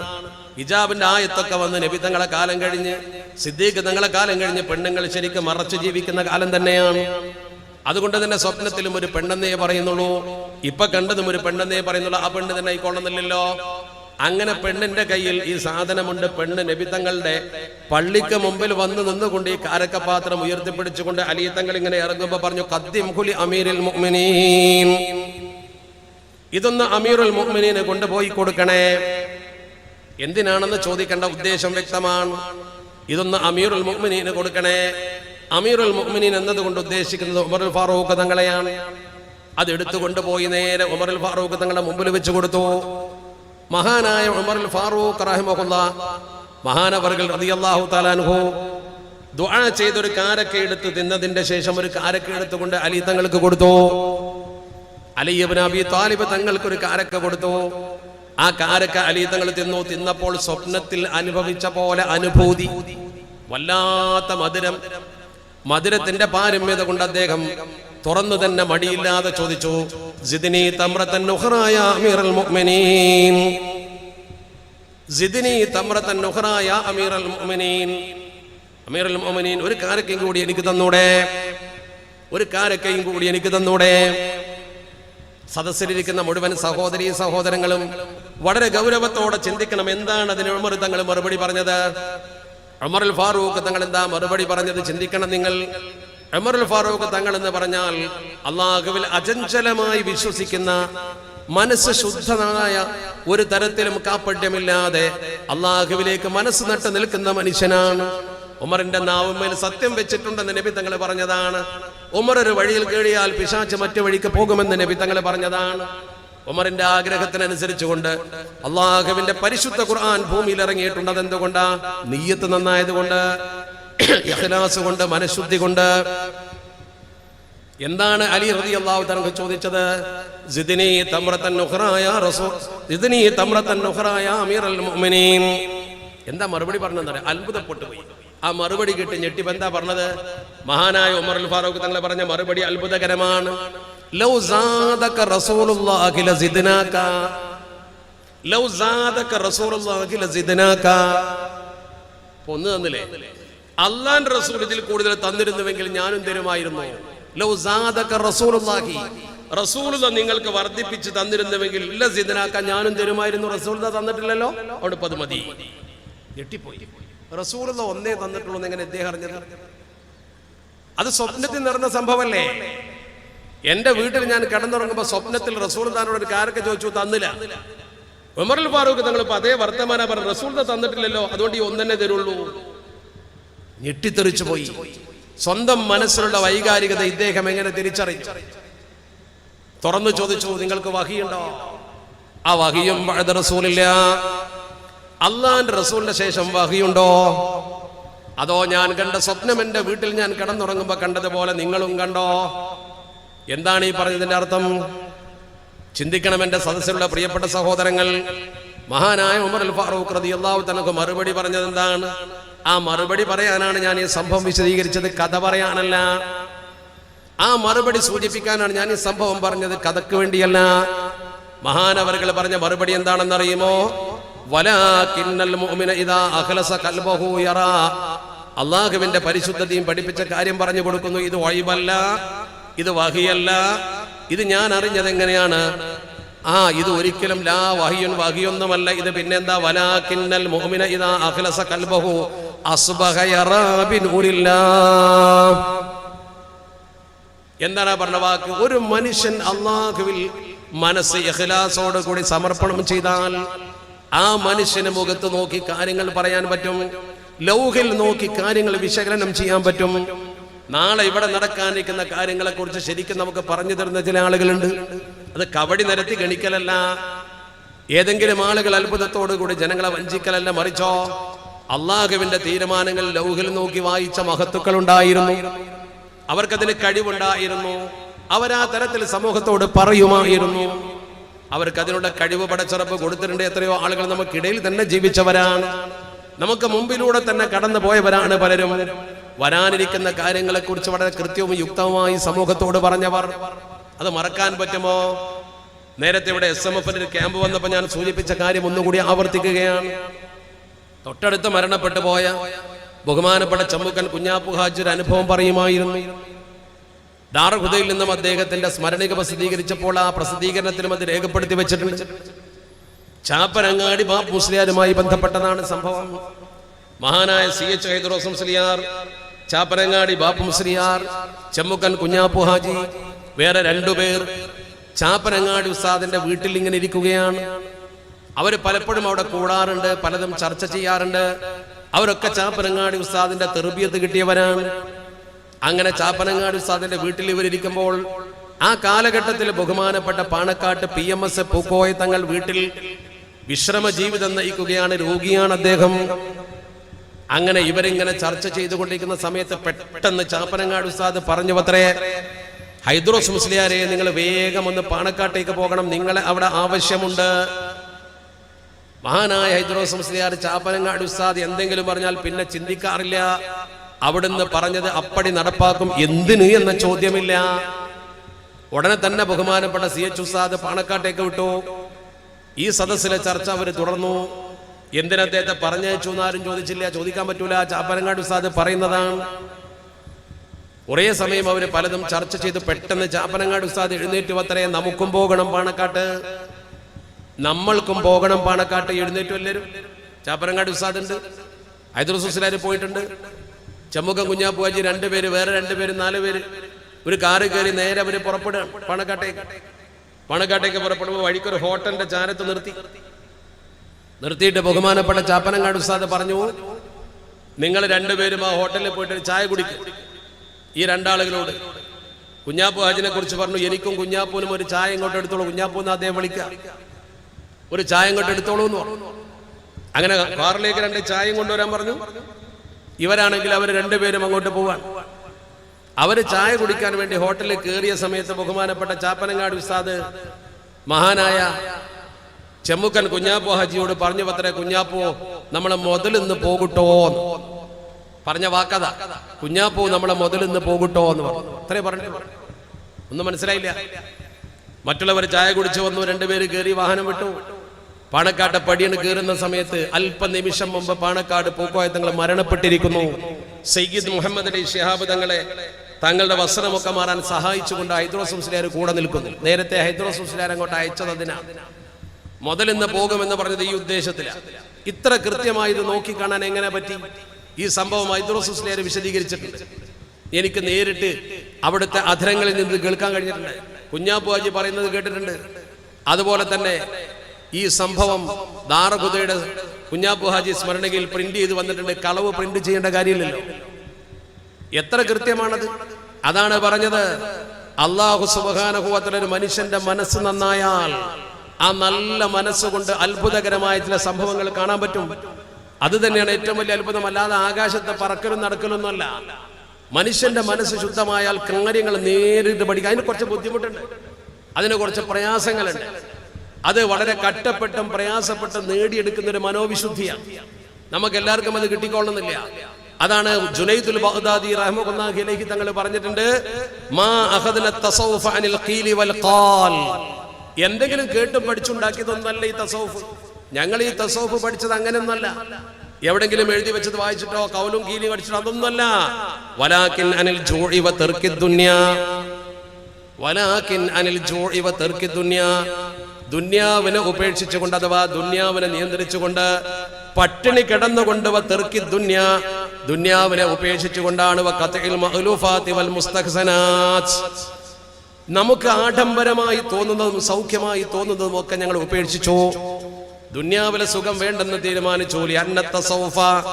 തസൗഫ് അഥവാ ആത്മീയത എന്ന് പറയുന്നത് സഫാഉൽ മുആമലതി മഅല്ലാഹ്, സഫാഉൽ മുആമലതി മഅല്ലാഹ്, അല്ലാഹുമായിട്ടുള്ള കലർപ്പില്ലാത്ത പെരുമാറ്റം. അതാണ് നോമ്പ്. അല്ലാഹുമായി കലർപ്പില്ലാത്ത പ്രവർത്തനം. ഒരു കലർപ്പുമില്ല. ദാഹമുണ്ട്, വെള്ളം കുടിച്ചാൽ ആരും അറിയില്ല, ഒരു മനുഷ്യനും കാണാതെ നമുക്ക് വെള്ളം കഴിക്കാൻ പറ്റുമെങ്കിലും നമ്മളത് കഴിക്കുന്നില്ല. കലർപ്പില്ല പടച്ചിറപ്പുമായി. അല്ലാഹുമായി യാതൊരു തരത്തിലും കലർപ്പില്ലാത്ത ബന്ധമാണ്. ആ ബന്ധമാണ് തസൗഫ്. അത് തന്നെയാണ് ഉയർച്ച. അത് അത്ഭുതകരമായതാണെന്ന് കരുതണ്ട. നമുക്കും നേടാൻ പറ്റും. ഏത് സാധാരണക്കാരനും ആ പദവിയിലേക്ക് ഉയരാൻ പറ്റും. അതിന് നല്ല മനസ്സ് വേണം. അപ്പോഴേക്ക് നമ്മുടെ മനസ്സിന്റെ കോണിലേക്ക് പിശാച് കയറി വരും. അങ്ങനെ പിശാച് കയറി വന്ന് നമ്മളെ എന്തെങ്കിലും ചെയ്യിപ്പിക്കും. നമ്മൾ പണ്ടൊരു മനുഷ്യനാണെങ്കിലും ശരി, ഇപ്പോ അലിപ്പറമ്പനെ കാണുമ്പോഴേക്കും എനിക്ക് തോന്നുകയാണ് അയാൾ പോക്കാന്ന് എനിക്ക് തോന്നിയാൽ എങ്ങനെ ഉണ്ടാവും? ഞാൻ വലിയ ആളാന്ന് എനിക്ക് തോന്നുമ്പോൾ അയാൾ പോക്കാൻ തോന്നുന്നേ. വേറൊരാളെ കുറിച്ച് നമ്മുടെ മനസ്സിൽ തെറ്റായ ചിന്ത വരിക. പക്ഷേ കുറെയൊക്കെ നന്നാവാൻ തീരുമാനിച്ച ആൾക്കാരാണെങ്കിൽ അവരെ പഠിച്ചപ്പോ അവിടെ വെച്ച് നന്നാക്കി കൊടുക്കും. ആ ചിന്ത മനസ്സിൽ ഇല്ലാതാക്കി കൊടുക്കും. ഇമാം ഹുജ്ജത്തുൽ ഇസ്ലാം അബൂ ഹമദുൽ ഗസ്സാലി റഹ്മത്തുള്ളാഹി അലൈഹി തങ്ങൾ തന്റെ ഇഹ്യാ ഉലൂമുദ്ദീനിൽ മനോഹരമായ ഒരു സംഭവം പറയുന്നു. ഇഹ്യാ ഉലൂമുദ്ദീനിൽ അദ്ദേഹം പറയുന്ന പ്രധാനപ്പെട്ട സംഭവം നോക്കൂ നിങ്ങൾ. മഹാനവറുകൾ പറയുന്നത് അബൂ സഈദുൽ ഖറാസിന്റെ ചരിത്രമാണ്. അബൂ സഈദുൽ ഖറാസ് വലിയൊരു നല്ല മനുഷ്യൻ തന്നെയായിരുന്നു. പക്ഷെ ഏത് നല്ല മനുഷ്യന്മാരും ചിലപ്പോൾ എന്തെങ്കിലുമൊക്കെ ചിന്തിച്ചു പോകും, പിശാച് ചിന്തിപ്പിക്കും. അബൂ സഈദുൽ ഖറാസ് നല്ല പണ്ഡിതനാണ്, നല്ല മഹാനാണ്, നല്ല വ്യക്തിത്വമാണ്. പക്ഷെ അദ്ദേഹത്തിന്റെ ജീവിതത്തിൽ ഒരു സംഭവം നോക്കും നിങ്ങൾ. നമ്മളതാ പഠിക്കണം. മനസ്സ് നന്നായാൽ എങ്ങനെ ഉണ്ടാകും എന്നതിനെ കുറിച്ച് മാത്രമേ ഞാനിന്ന് പറയുന്നുള്ളൂ. ശ്രദ്ധിക്കണം. അല്ലാഹു നമ്മുടെ കൽബുകളെ നന്നാക്കി തരട്ടെ. ഒരു കറാഹത്തും ചെയ്യാത്തൊരവസ്ഥയിലേക്ക് മനുഷ്യനെ എത്തി നോക്കട്ടെ. വളരെ സൂക്ഷിച്ച് അല്ലാഹ് എന്ന ചിന്തയിൽ എന്ന് പറഞ്ഞാൽ ദുന്യാവിലെല്ലാം സൗകര്യമാകാം, ഭാര്യ മക്കള് സുഖം ഒക്കെ എടുക്കാം, ഒന്നും കുഴപ്പമില്ല. കളങ്കില്ല ഞാൻ മതി. കച്ചവടം നടത്താം, എല്ലാം ചെയ്യാം. കണ്ണിയത്ത് ഉസ്താദ് വരെ കച്ചവടം നടത്തിയില്ലേ? പക്ഷെ ഈ കാലഘട്ടത്തിന് അത് യോജിക്കൂല. അത് പൊളിഞ്ഞു പോയി. കാരണം മരം വാങ്ങാൻ വരുന്ന ആൾക്കാരോട് മരത്തിന് എന്നെ കേടുണ്ടെന്ന് ആദ്യം പറയും, പിന്നെ അടുത്ത് വാങ്ങാനോ? ആ കച്ചവടം പൊളിഞ്ഞു. ഈ കാലഘട്ടത്തിൽ അങ്ങനെയാണ്. അപ്പൊ ഞാൻ പറഞ്ഞു വരുന്ന വിഷയം, അബൂ സയ്യിദുൽ ഖറാസ് എന്ന് പറയുന്ന മഹാൻ, അദ്ദേഹത്തിന്റെ വാക്കോടെ തന്നെ ബഹുമാനപ്പെട്ട ഇമാം ഗസാലി തങ്ങൾ ഉദ്ധരിക്കുന്നു, ദഖൽതുൽ മസ്ജിദൽ ഹറാം. അബൂ സഈദ് റളിയല്ലാഹു തആല പറയുന്നു, ഞാൻ ഒരു ദിവസം മസ്ജിദുൽ ഹറാമിലേക്ക് കടന്നു ചെന്നു. നമ്മളൊക്കെ പോകാൻ ആഗ്രഹിക്കുന്ന അള്ളാഹുവിന്റെ പരിശുദ്ധമായ മക്കത്തെ പള്ളിയിലേക്ക് കടന്നു. മസ്ജിദുൽ ഹറാമിലേക്ക് ഞാൻ കടന്നപ്പോൾ ഫറഅയ്തു ഫഖീറാ, ഞാനൊരു ഫക്കീറിനെ കണ്ടു. പള്ളിയിലേക്ക് അങ്ങ് കയറിയപ്പോൾ പള്ളിയിൽ ഒരു ഫക്കീറുണ്ട്. എന്താണ് ആ ഫക്കീറിന്റെ പ്രത്യേകത? അലൈഹി ഖിർഖത്താനി, ഖിർഖത്ത് എന്നാണ് തുണിക്കണ്ടമാണ്, 2 തുണിക്കഷ്ണമുണ്ട്. 2 തുണിക്കഷ്ണം എടുത്തൊരു സാധു എന്ന് പറഞ്ഞതിന്റെ അർത്ഥം എന്താ? ഇതിനെ വ്യാഖ്യാനിച്ചുകൊണ്ട് മഹാന്മാര് പഠിപ്പിച്ചിട്ടുണ്ട്, കണ്ടാൽ തന്നെ ദരിദ്രനാണ്, 10 പൈസക്ക് ഗതിയില്ലാത്തവനാന്ന് ഉറപ്പാ. 10 പൈസക്ക് ഗതിയില്ലാത്ത ഒരാളെ മസ്ജിദുൽ ഹറാമിൽ കണ്ടു. ആകെ 2 വർഷം തുണിയിലുള്ള വേറൊന്നും ആകില്ല. അങ്ങനത്തെ ഒരു മനുഷ്യനെ ഞാൻ മസ്ജിദുൽ ഹറാമിലേക്കാണ് കടക്കുമ്പോൾ ഒരു 5 പൈസക്ക് ഗതിയില്ലാത്ത ഒരാളെ അവിടെ കണ്ടു. ആരാ കണ്ടത്? അബൂ സഈദ് റളിയല്ലാഹു തആല. ഫഖുൽതു ഫീ നഫ്സി, ഞാൻ എൻ്റെ മനസ്സ് പറഞ്ഞു, ഞാൻ സ്വയം പറഞ്ഞു. എന്താ പറഞ്ഞത്? എൻ്റെ മനസ്സിൽ തോന്നി, ഹാദാ വ അശ്ബാഹു കല്ലുൻ അലന്നാസ്, ഹാദാ വ അശ്ബാഹു, ഇവനും ഇവനെ പോലത്തവരും, ഇവനും ഇവനെ പോലെയുള്ള ആളുകളും കെല്ലുൻ അലന്നാസ്, ജനങ്ങൾക്കൊരു ഭാരമാണല്ലോ. ഏതെങ്കിലും ഒരു പാവപ്പെട്ടവനെ കാണുമ്പോൾ പഠിച്ചോനെ ഇപ്പം വന്നു കുടുങ്ങി എന്തെങ്കിലും കൊടുക്കേണ്ടി വരുമല്ലോ എന്നുള്ളൊരു തോന്നൽ ചില ആൾക്കാർക്ക് ഉണ്ടാവും. ഇവനും ഇവനെ പോലത്തെ ആൾക്കാരും വല്ലാത്തൊരു ഭാരമാണ് സമൂഹത്തിൽ. കാരണം ഇവരെ സമുദായം പിരിവിട്ട് സഹായിക്കേണ്ടി വരും, ഇപ്പൊ ഒരു പിരിവ് നടത്തേണ്ടി വരും, അല്ലെങ്കിൽ വല്ലതും കീശയെ കയ്യിലിട്ട് കൊടുക്കേണ്ടി വരും. ഇവനും ഇവനെ പോലത്തെ ആൾക്കാരും നമുക്കൊരു ഭാരമാണ് എന്ന് അദ്ദേഹത്തിന്റെ മനസ്സിൽ തോന്നിയിട്ടേ ഉള്ളൂ, പറഞ്ഞിട്ടൊന്നുമില്ല, തോന്നിയിട്ടേ ഉള്ളൂ. ഇയാളാണെങ്കിൽ കുറച്ച് ദൂരെയാണ്. അബൂ സഈദ് റളിയല്ലാഹു തആല ഇവിടെ ഇരിക്കുന്നു, അദ്ദേഹം കുറച്ച് ദൂരെ. അയാളെ കണ്ടപ്പോ 5 പൈസ ഗതിയില്ലാത്ത മനുഷ്യനോ, അവനൊക്കെ ഈ സമൂഹത്തിന് വലിയ ഭാരാട്ടോ എന്ന് മനസ്സിൽ തോന്നി, അത്രേ ഉള്ളൂ. ഫഖുൽതു ഫീ നഫ്സി എന്നാണ്. ഉറക്കെ പറഞ്ഞിട്ടൊന്നുമില്ല, ആരോടും പറഞ്ഞിട്ടില്ല, ഒരാളോടും ഒരു ഈബത്തായിട്ട് പറഞ്ഞില്ല, കൽബിൽ അങ്ങനെ തോന്നിയിട്ടുണ്ട്, ഹൃദയത്തെ കുറിച്ചുള്ള സംസാരം. ആ സമയത്തോ അദ്ദേഹം അവിടെ പള്ളിയിലിരുന്നു. പള്ളിയിലിരുന്നപ്പോഴേക്കും ഫനാദാനി, ആ മനുഷ്യൻ വിളിച്ചു. അയാൾ വിളിച്ചു, നാദാന്ന ദൂരം തന്നെ വിളിച്ചു കൊണ്ടുവരാൻ വിളിച്ചു. അദ്ദേഹത്തോടൊന്നും പറഞ്ഞിട്ടില്ല, തൊട്ടടുത്ത ആളോടും പറഞ്ഞിട്ടില്ല, മനസ്സ് തോന്നിയിട്ടുള്ളൂ. പക്ഷേ ആ 2 കഷ്ണം തുണി മാത്രം കയ്യിലുള്ള ആ പാവം മനുഷ്യൻ വിളിച്ചു ഇയാളെ. അബൂ സഈദ് റളിയല്ലാഹു തആല വിളിച്ചപ്പോൾ അബൂ സഈദ് റളിയല്ലാഹു തആല അന്തം വിട്ട് ചെന്നു. ചെന്നപ്പോൾ അദ്ദേഹം അബൂ സഈദ് റളിയല്ലാഹു തആലയെ അഭിസംബോധന ചെയ്തുകൊണ്ട് പറഞ്ഞു, വഖാല, അയാൾ പറഞ്ഞു, വഅലമു അന്നല്ലാഹ യഅലമു മാ ഫീ അൻഫുസികും ഫഹദറൂഹ്. എന്താണത്? അള്ളാഹുവിന്റെ പരിശുദ്ധ ഖുർആനിലെ സൂറത്തുൽ ബഖറയിലെ 135-ാമത്തെ ആയത്ത് ഓതി കൊടുത്തു. വഅലമു അന്നല്ലാഹ യഅലമു മാ ഫീ അൻഫുസികും ഫഹദറൂഹ്. വഅലമു, മനസ്സിലാക്കിക്കോ, അന്നല്ലാഹ യഅലമു, പടച്ച റബ്ബ് അറിയുന്നുണ്ട്, മാ ഫീ അൻഫുസികും, നിങ്ങളുടെ ഹൃദയത്തിൽ ഉദിക്കുന്ന സകല കാര്യങ്ങളും, ഫഹദറൂഹു, പടച്ചോനെ പേടിച്ചോ. എന്താണ് പറഞ്ഞത്? നിന്റെ ഹൃദയത്തിൽ ഇപ്പൊ എന്നെ കുറിച്ച് നീ എന്താ കരുതിയത്, അത് അള്ളാഹ് അറിയുന്നുണ്ട്, നല്ലോണം ശ്രദ്ധിച്ചോ. ഇയാളുടെ ഹൃദയത്തിൽ ഇയാൾ പറഞ്ഞ വാക്കെങ്ങനെയാണ് ആ മനുഷ്യൻ അറിഞ്ഞത്? അത്ര ദൂരേക്ക് ഈ മനുഷ്യനെ എത്തിച്ചു കൊടുത്തത് എന്താണ്? ഒരു കണക്ഷനും ഇല്ലല്ലോ, ഒരു വാട്സപ്പ് ഇല്ല, ട്വിറ്റർ ഇല്ല, ഫേസ്ബുക്ക് ഇല്ല, ഒന്നുമില്ല. എങ്ങനെ അയാളത് വായിച്ചെടുത്തു? അയാളത് അറിഞ്ഞു എന്ന് മാത്രമല്ല, അയാൾ നേരെ വന്നിട്ട് പറഞ്ഞ വാക്ക് വഅലമു അന്നല്ലാഹ യഅലമു മാ ഫീ അൻഫുസികും ഫഹദറൂഹ്. പേടിച്ചുപോയി അബൂ സഈദ് റളിയല്ലാഹു അൻഹു, പേടിച്ചുപോയി. കള്ളക്കഥയൊന്നും ഇമാം ഗസാലി തങ്ങൾ ധരിക്കൂല. ഏറ്റവും വലിയ ദിശനാശാലിയായ ഗ്രീക്കുകാർ ഇസ്ലാമിനെതിരെ തൂലിക ചലിപ്പിക്കുമ്പോൾ തന്റെ തൂലിക പടവാളാക്കി ഗ്രീക്കുകാരെ അടക്കിയിരുത്താൻ മാത്രം ദിശനാശക്തി അള്ളാഹ് നൽകിയ ഹുജ്ജത്തുൽ ഇസ്ലാം എന്ന പേര് സ്വീകരിച്ച അബൂ ഹമദുൽ ഗസാലി റഹ്മത്തുള്ളാഹി ഒരു പൊളിവാക്ക് എഴുതി വെക്കൂല, ഒരു കള്ളക്കഥ എഴുതൂല. ധാർമ്മികതയുടെ ഉദാഹരണങ്ങൾ തന്നെ ഇഷ്ടം പോലെ അദ്ദേഹം എഴുതി വെച്ചിട്ടുണ്ട്. അബൂ സഈദ് റളിയല്ലാഹു തആല പേടിച്ചു പോയി. അദ്ദേഹം പേടിച്ചു എന്ന് മാത്രമല്ല, അദ്ദേഹം അവിടെ ഇരുന്നിട്ട് ഫസ്തഗ്ഫർതു ഫീ നഫ്സി, ഞാൻ പടച്ചവനോട് പൊറുക്കലിനെ തേടി, റബ്ബേ എങ്ങനെ ഇപ്പൊ ഇയാൾ അറിഞ്ഞത് എന്ന് പറഞ്ഞ് കരഞ്ഞു പോയി. നല്ലൊരു മനുഷ്യനാണ്, ഒരു ചിന്ത അറിയാതെ വന്നു പോയതാണത്, അബദ്ധം പറ്റിയത്. അങ്ങനെ ഏത് മനുഷ്യനും പറ്റും. അങ്ങനെ ബഹുമാനപ്പെട്ടവരോട് ഇരുന്നിട്ട് കരഞ്ഞ് തൗബ ചെയ്തു, ഹറം തൗബ ചെയ്തു, കണ്ണിൽ വെള്ളം നിറഞ്ഞു പോയി. ഇമാം ഗസാലി റഹ്മത്തുള്ളാഹി അലൈഹി തങ്ങൾ ആ സംഭവം ഉദ്ധരിച്ചുകൊണ്ട് പറയുന്നു, ആ മനുഷ്യൻ ഈ രീതിയിൽ ഈ കാര്യം അറിഞ്ഞപ്പോൾ അബൂ സഈദ് റളിയല്ലാഹു തആലക്കുണ്ടായ മനപ്രയാസം ചെറുതല്ല. ആ മനപ്രയാസത്തിന്റെ പശ്ചാത്തലത്തിൽ അദ്ദേഹം പടച്ചറബിനോട് കരഞ്ഞുകൊണ്ട് തൗബ ചെയ്തപ്പോൾ ആ മനുഷ്യൻ വീണ്ടും വന്നു. അയാൾ വീണ്ടും വന്നുകൊണ്ട് ദുഃഖിതനായ അബൂ സഈദ് റളിയല്ലാഹു തആല വിളിച്ചുകൊണ്ട് പറഞ്ഞു, വഹുവല്ലദീ യഖ്ബലു തൗബത അൻ ഇബാദിഹി, വഹുവല്ലദീ യഖ്ബലു തൗബത അൻ ഇബാദിഹി. സൂറത്തു ശൂറായിലെ 25-ാമത്തെ ആയത്ത് ഓതി കൊടുത്തുകൊണ്ട് അയാൾ പോയി. എന്താണ് അതിന്റെ അർത്ഥം? ഹുവല്ലദീ യഖ്ബലു തൗബത, പടച്ച റബ്ബ് തൗബ സ്വീകരിക്കും കേട്ടോ. അൻ ഇബാദിഹി, അവന്റെ അടിമകളിൽ നിന്ന് പടച്ച റബ്ബ് തൗബ സ്വീകരിക്കും കേട്ടോ. അവങ്ങൾ തൗബ ചെയ്ത് പടച്ചോ സ്വീകരിച്ചിട്ട് ബേജാറാവണ്ട, പ്രശ്നമൊന്നുമില്ല. ആ ആയത്ത് മാത്രമേ ഓതുള്ളൂ, വേറൊന്നും പറഞ്ഞില്ല. പിന്നെന്താ ഉണ്ടായത്? സുമ്മ ഓബ അന്നീ വലം അറഹു, അയാൾ പിന്നെ എവിടേക്കാണ് പോയത് തന്നെ ഞാൻ കണ്ടില്ല, പിന്നെ ഹറമിൽ അയാളെ കാണാനില്ല. ഒരുപക്ഷെ ഇദ്ദേഹത്തിന്റെ മനസ്സൊന്നുകൂടി നന്നാക്കി കൊടുക്കാൻ പടച്ച റബ്ബ് ഉണ്ടാക്കിയതായിരിക്കും. ഈ സംഭവം താരീഖിൽ രേഖപ്പെടുത്തി വെച്ചത് ശരിക്കും നോക്ക് നിങ്ങൾ. ഈ സംഭവത്തെ കുറിച്ച് നിങ്ങളൊന്ന് പഠിച്ചു നോക്ക്. ഇമാം ഗസാലി തങ്ങൾ ഇഹ്യയിൽ ഉദ്ധരിച്ചതാണ്. ഇങ്ങനെ എത്ര എത്ര സംഭവങ്ങൾ മഹാന്മാർക്ക് കാര്യങ്ങൾ മുഖത്ത് നോക്കി, ശംസുലമ്മ മുഖത്ത് നോക്കി പറയായിരുന്നല്ലോ. ശംസുലമ്മ മുഖത്ത് നോക്കി പറയും, മുഖത്ത് നോക്കി കാര്യം നോക്കിയ വലിയ വലിയ സയ്യിദന്മാർക്ക് അങ്ങനെയാ. പാണക്കാട്ട് ബഹുമാനപ്പെട്ട സ്വാതന്ത്ര്യ സമര പോരാളിയായിരുന്ന ബഹുമാന്യനായ തങ്ങളറിയില്ലേ നിങ്ങൾ? ഹുസൈൻ ആറ്റക്കോയ തങ്ങൾ നമ്മൾ കണ്ടിട്ടില്ലെങ്കിലും ചരിത്രത്തിൽ വായിച്ച വെല്ലൂരിൽ അന്ത്യവിശ്രമം കൊള്ളുന്ന ഹുസൈൻ ആറ്റക്കോയ തങ്ങൾ വലിയ മഹാനാ. തൃക്കളൂർ സമരത്തിൽ ഉറുക്ക് കൊടുത്തു എന്നുള്ള പേരിലാണ് അദ്ദേഹത്തെ അറസ്റ്റ് ചെയ്തത്. ആ സംഭവം വിശദീകരിക്കാൻ ഇപ്പൊ സമയമില്ല, 12 കാലം നിർത്തിയിട്ട് ആരെന്തെങ്കിലും സംഗതി നടക്കുള്ളൂ, അങ്ങനെയാ പറഞ്ഞത്. അതുകൊണ്ട് കുറച്ച് സമയമായതുകൊണ്ട് കഥ പറയുന്നില്ല, പക്ഷെ സംഭവം പറഞ്ഞുതരാം.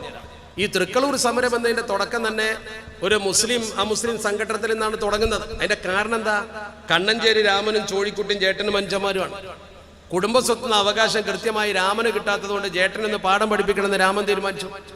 അങ്ങനെ രാമൻ മുസ്ലിം ആകാൻ തീരുമാനിച്ചു. മുസ്ലിങ്ങളെ കൂട്ടിയിട്ട് ജേട്ടനെ പാഠം പഠിപ്പിക്കാൻ തീരുമാനിച്ചു. വില്ലലോകന മലബാർ മാനുവലുണ്ട് ഈ സംഭവം. കണ്ണഞ്ചേരി രാമനെ കുറിച്ച് പറയുന്നുണ്ട്, ചോഴിക്കുട്ടിയെ കുറിച്ചൊക്കെ പറയുന്നുണ്ട്. ചരിത്രകാരന്മാരൊക്കെ എഴുതി വെച്ചതാ തൃക്കളൂർ സമരത്തിന്റെ തുടക്കത. അങ്ങനെ രാമൻ മുസ്ലിം ആകാൻ തീരുമാനിച്ചു. എന്തിന്? ഉള്ളിൽ കാപ്പടിയുണ്ട്, അവൻ ഇസ്ലാമൊക്കെ വരാനല്ല, കുറച്ച് മുസ്ലിങ്ങളെ കൂട്ടിയിട്ട് ജേട്ടൻ എന്ന് പാഠം പഠിപ്പിക്കണതാ ഉദ്ദേശം. അങ്ങനെ അന്ന് ഹുസൈൻ ആറ്റക്കോയത്തങ്ങളുള്ള കാലമാണ്. രാമൻ പാണക്കാട്ടെത്തി, ഹുസൈൻ ആറ്റക്കോയത്തങ്ങളെ മുമ്പിലെത്തി. ആളുകൾ ഇങ്ങനെ തടിച്ചെന്ന് തങ്ങൾ പല ചികിത്സയും നിർദ്ദേശിച്ചുകൊണ്ടിരിക്കുക. വലിയ മഹാനായിരുന്നു ഹുസൈൻ ആറ്റക്കോയത്തങ്ങൾ, വലിയ കറാമത്തിന്റെ ഉടമയായിരുന്നു. ഹുസൈൻ ആറ്റക്കോയത്തങ്ങളെടുത്ത് രാമ വന്നപ്പോൾ തങ്ങൾ വിളിച്ചു, രാമ അവിടെ വന്നാ. രാമനെ വിളിച്ചു, എന്റെ പേരെന്താ? രാമൻ. അവനെ വിളിച്ചു, എന്താ എനിക്ക് വേണ്ടതെന്ന് ചോദിച്ചു. രാമ പറഞ്ഞു, തങ്ങളെ ഞാൻ ഇസ്ലാമിക്ക് ചേരാൻ വന്നതാണെന്നോ.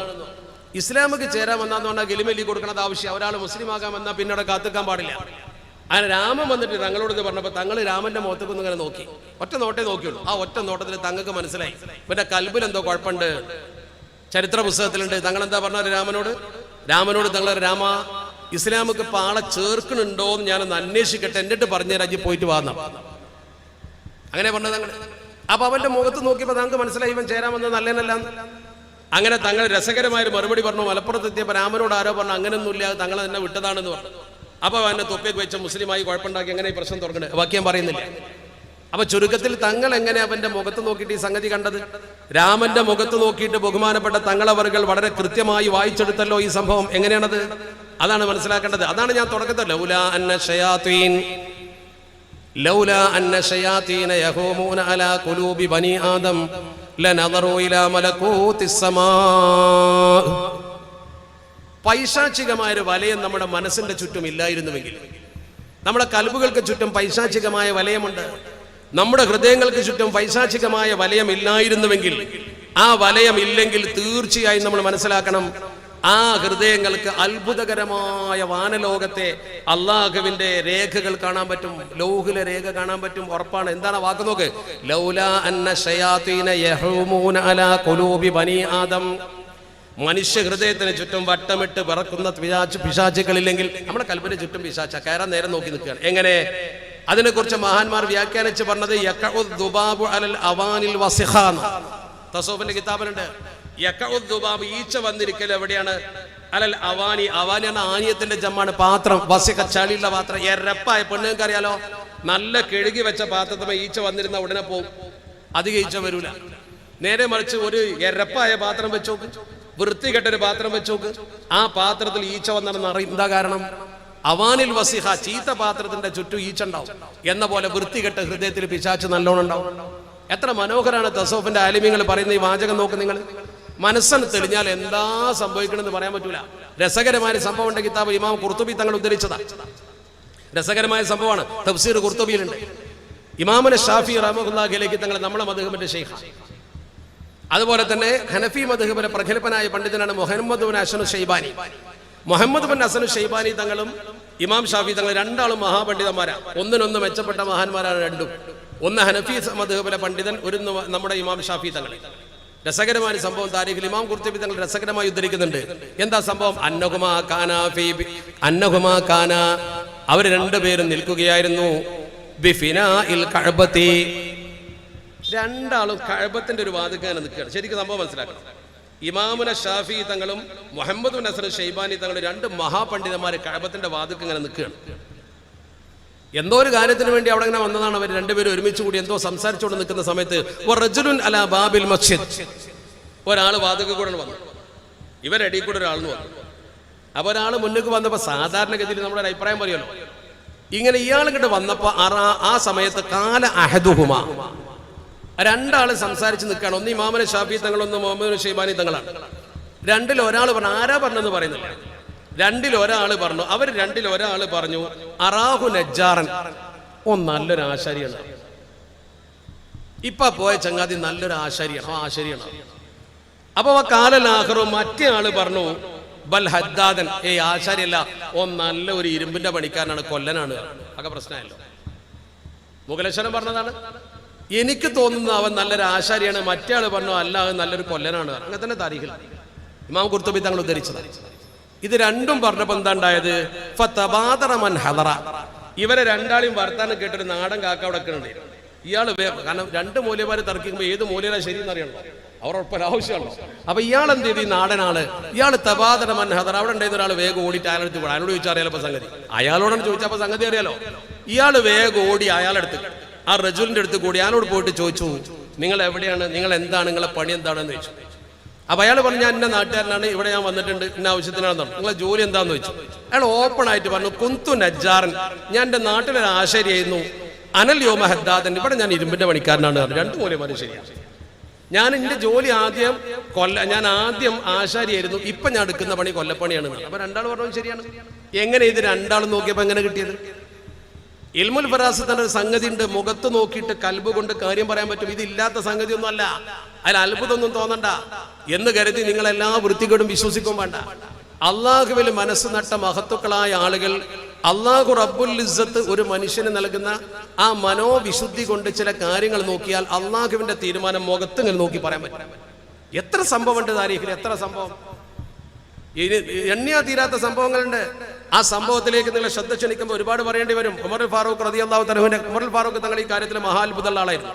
ഉമറുൽ ഫാറൂഖ് റളിയല്ലാഹു തആല അൻഹു വളരെ ഗൗരവത്തോടു കൂടി ഉമറുൽ ഫാറൂഖ് റളിയല്ലാഹു തആല അൻഹു ഈ വിഷയത്തിൽ അഗ്രഗണ്യനെ. ഒരാളെ മുഖത്ത് നോക്കിയിട്ട് കാര്യം കറക്റ്റായിട്ട് ഗണിച്ചാൽ എന്താ? മനസ്സിന്റെ വിശുദ്ധി. ഞാൻ നേരത്തെ പറഞ്ഞ പോലെ മദ്ഹിജ് ഗോത്രത്തിലെ ഒരു സംഘം അദ്ദേഹത്തിന്റെ മുമ്പിലേക്ക് കടന്നു വന്ന സംഭവം ഉണ്ടല്ലോ താരീഖിൽ. അദ്ദേഹം പല സംഘങ്ങളും ഖലീഫ എന്ന രീതിയിൽ വരുമ്പോൾ അവരെ സ്വീകരിക്കും, അവരെ കാര്യങ്ങൾ അറിയും, അവരെ കാര്യങ്ങൾ മനസ്സിലാക്കും. അങ്ങനെ എല്ലാ കാര്യങ്ങളും മനസ്സിലാക്കി അദ്ദേഹം അതിനനുസരിച്ചുള്ള തീരുമാനങ്ങൾ എടുക്കും. അങ്ങനെയുള്ള തീരുമാനങ്ങൾ എടുക്കുന്ന സമയത്ത് ഒരിക്കൽ അദ്ദേഹത്തിന്റെ മുമ്പിലേക്ക് മദ്ഹിജ് ഗോത്രത്തിൽപ്പെട്ട ഒരു സംഘം കടന്നു വന്നു. അങ്ങനെ ഈ സംഘം കടന്നു വന്നപ്പോൾ ഈ കൗമം മിൻ മദ്ഹിജിൻ എന്നാണ് ചരിത്രത്തിലുള്ളത്. മദ്ഹിജ് ഗോത്രത്തിലെ ഒരു സംഘത്തെ അദ്ദേഹം കണ്ടു. ഈ സംഘം ഇങ്ങനെ കയറി വരുന്ന സമയത്ത് അതിൽ അഷ്തർ എന്ന് പറയുന്ന ഒരാളുടെ, ഫീഹിം അഷ്തർ, അഷ്തർ എന്നാണ് അവരുടെ പേര്. ഈ വ്യക്തിയെ അദ്ദേഹം കണ്ട ഉടനെ അവനെ ശരിക്കും അമർത്തി നോക്കി. ആ വ്യക്തിയെ നന്നായിട്ട് അമർത്തി നോക്കി. അവനെ അമർത്തി നോക്കിയിട്ട് അദ്ദേഹം പറഞ്ഞൊരു വാക്കുണ്ട്, ഇന്നീല അറാലിൽ മുസ്ലിമീന മിൻഹു യൗമൻ അസീബാ, ഇന്നീല അറാലിൽ മുസ്ലിമീന മിൻഹു യൗമൻ അസീബാ. ഈ മനുഷ്യന്റെ കയ്യിൽ നിന്ന് മുസ്ലിമീങ്ങൾക്ക് വമ്പിച്ച നാശമുള്ള ഒരു ദിവസത്തെ ഞാൻ മുന്നിൽ കാണുന്നുണ്ട്. ഇവനെ കൊണ്ട് മുസ്ലിം സമൂഹത്തിന് നാശമുണ്ടാകുന്ന ഒരു രംഗം ഞാൻ മുന്നിൽ കാണുന്നുണ്ട്.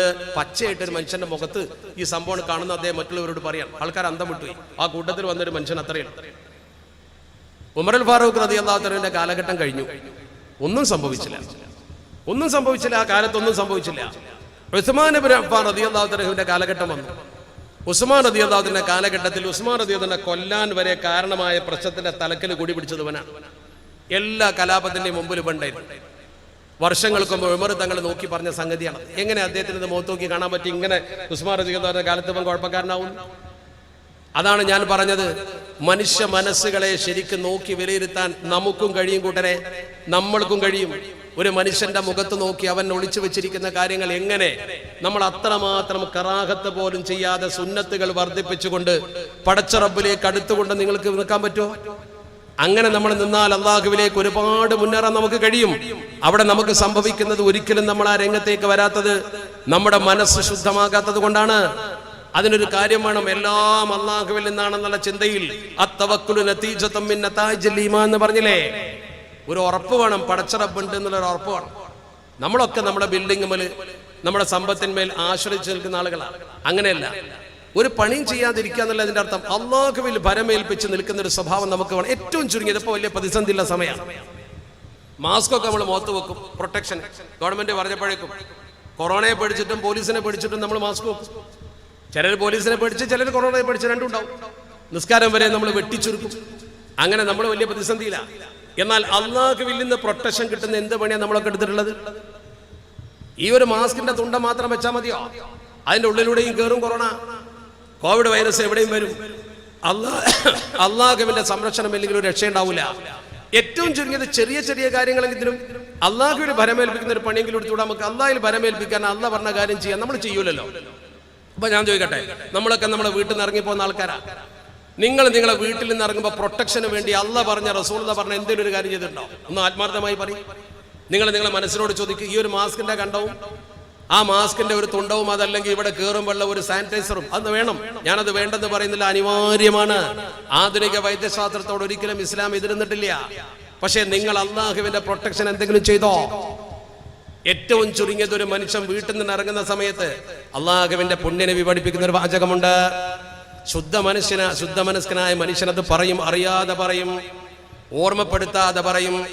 വീട്ടിൽ നിന്ന് ഇറങ്ങുന്ന സമയത്ത് ആണാണെങ്കിലും പെണ്ണാണെങ്കിലും ബിസ്മില്ലാഹി തവക്കൽതു അലല്ലാഹി ലാ ഹൗല വലാ ഖുവത ഇല്ലാ ബില്ലാഹ്. ആരെങ്കിലും ഇന്ന് വീട്ടിൽ നിന്ന് ഇറങ്ങുമ്പോൾ അത് ചൊല്ലിയോ?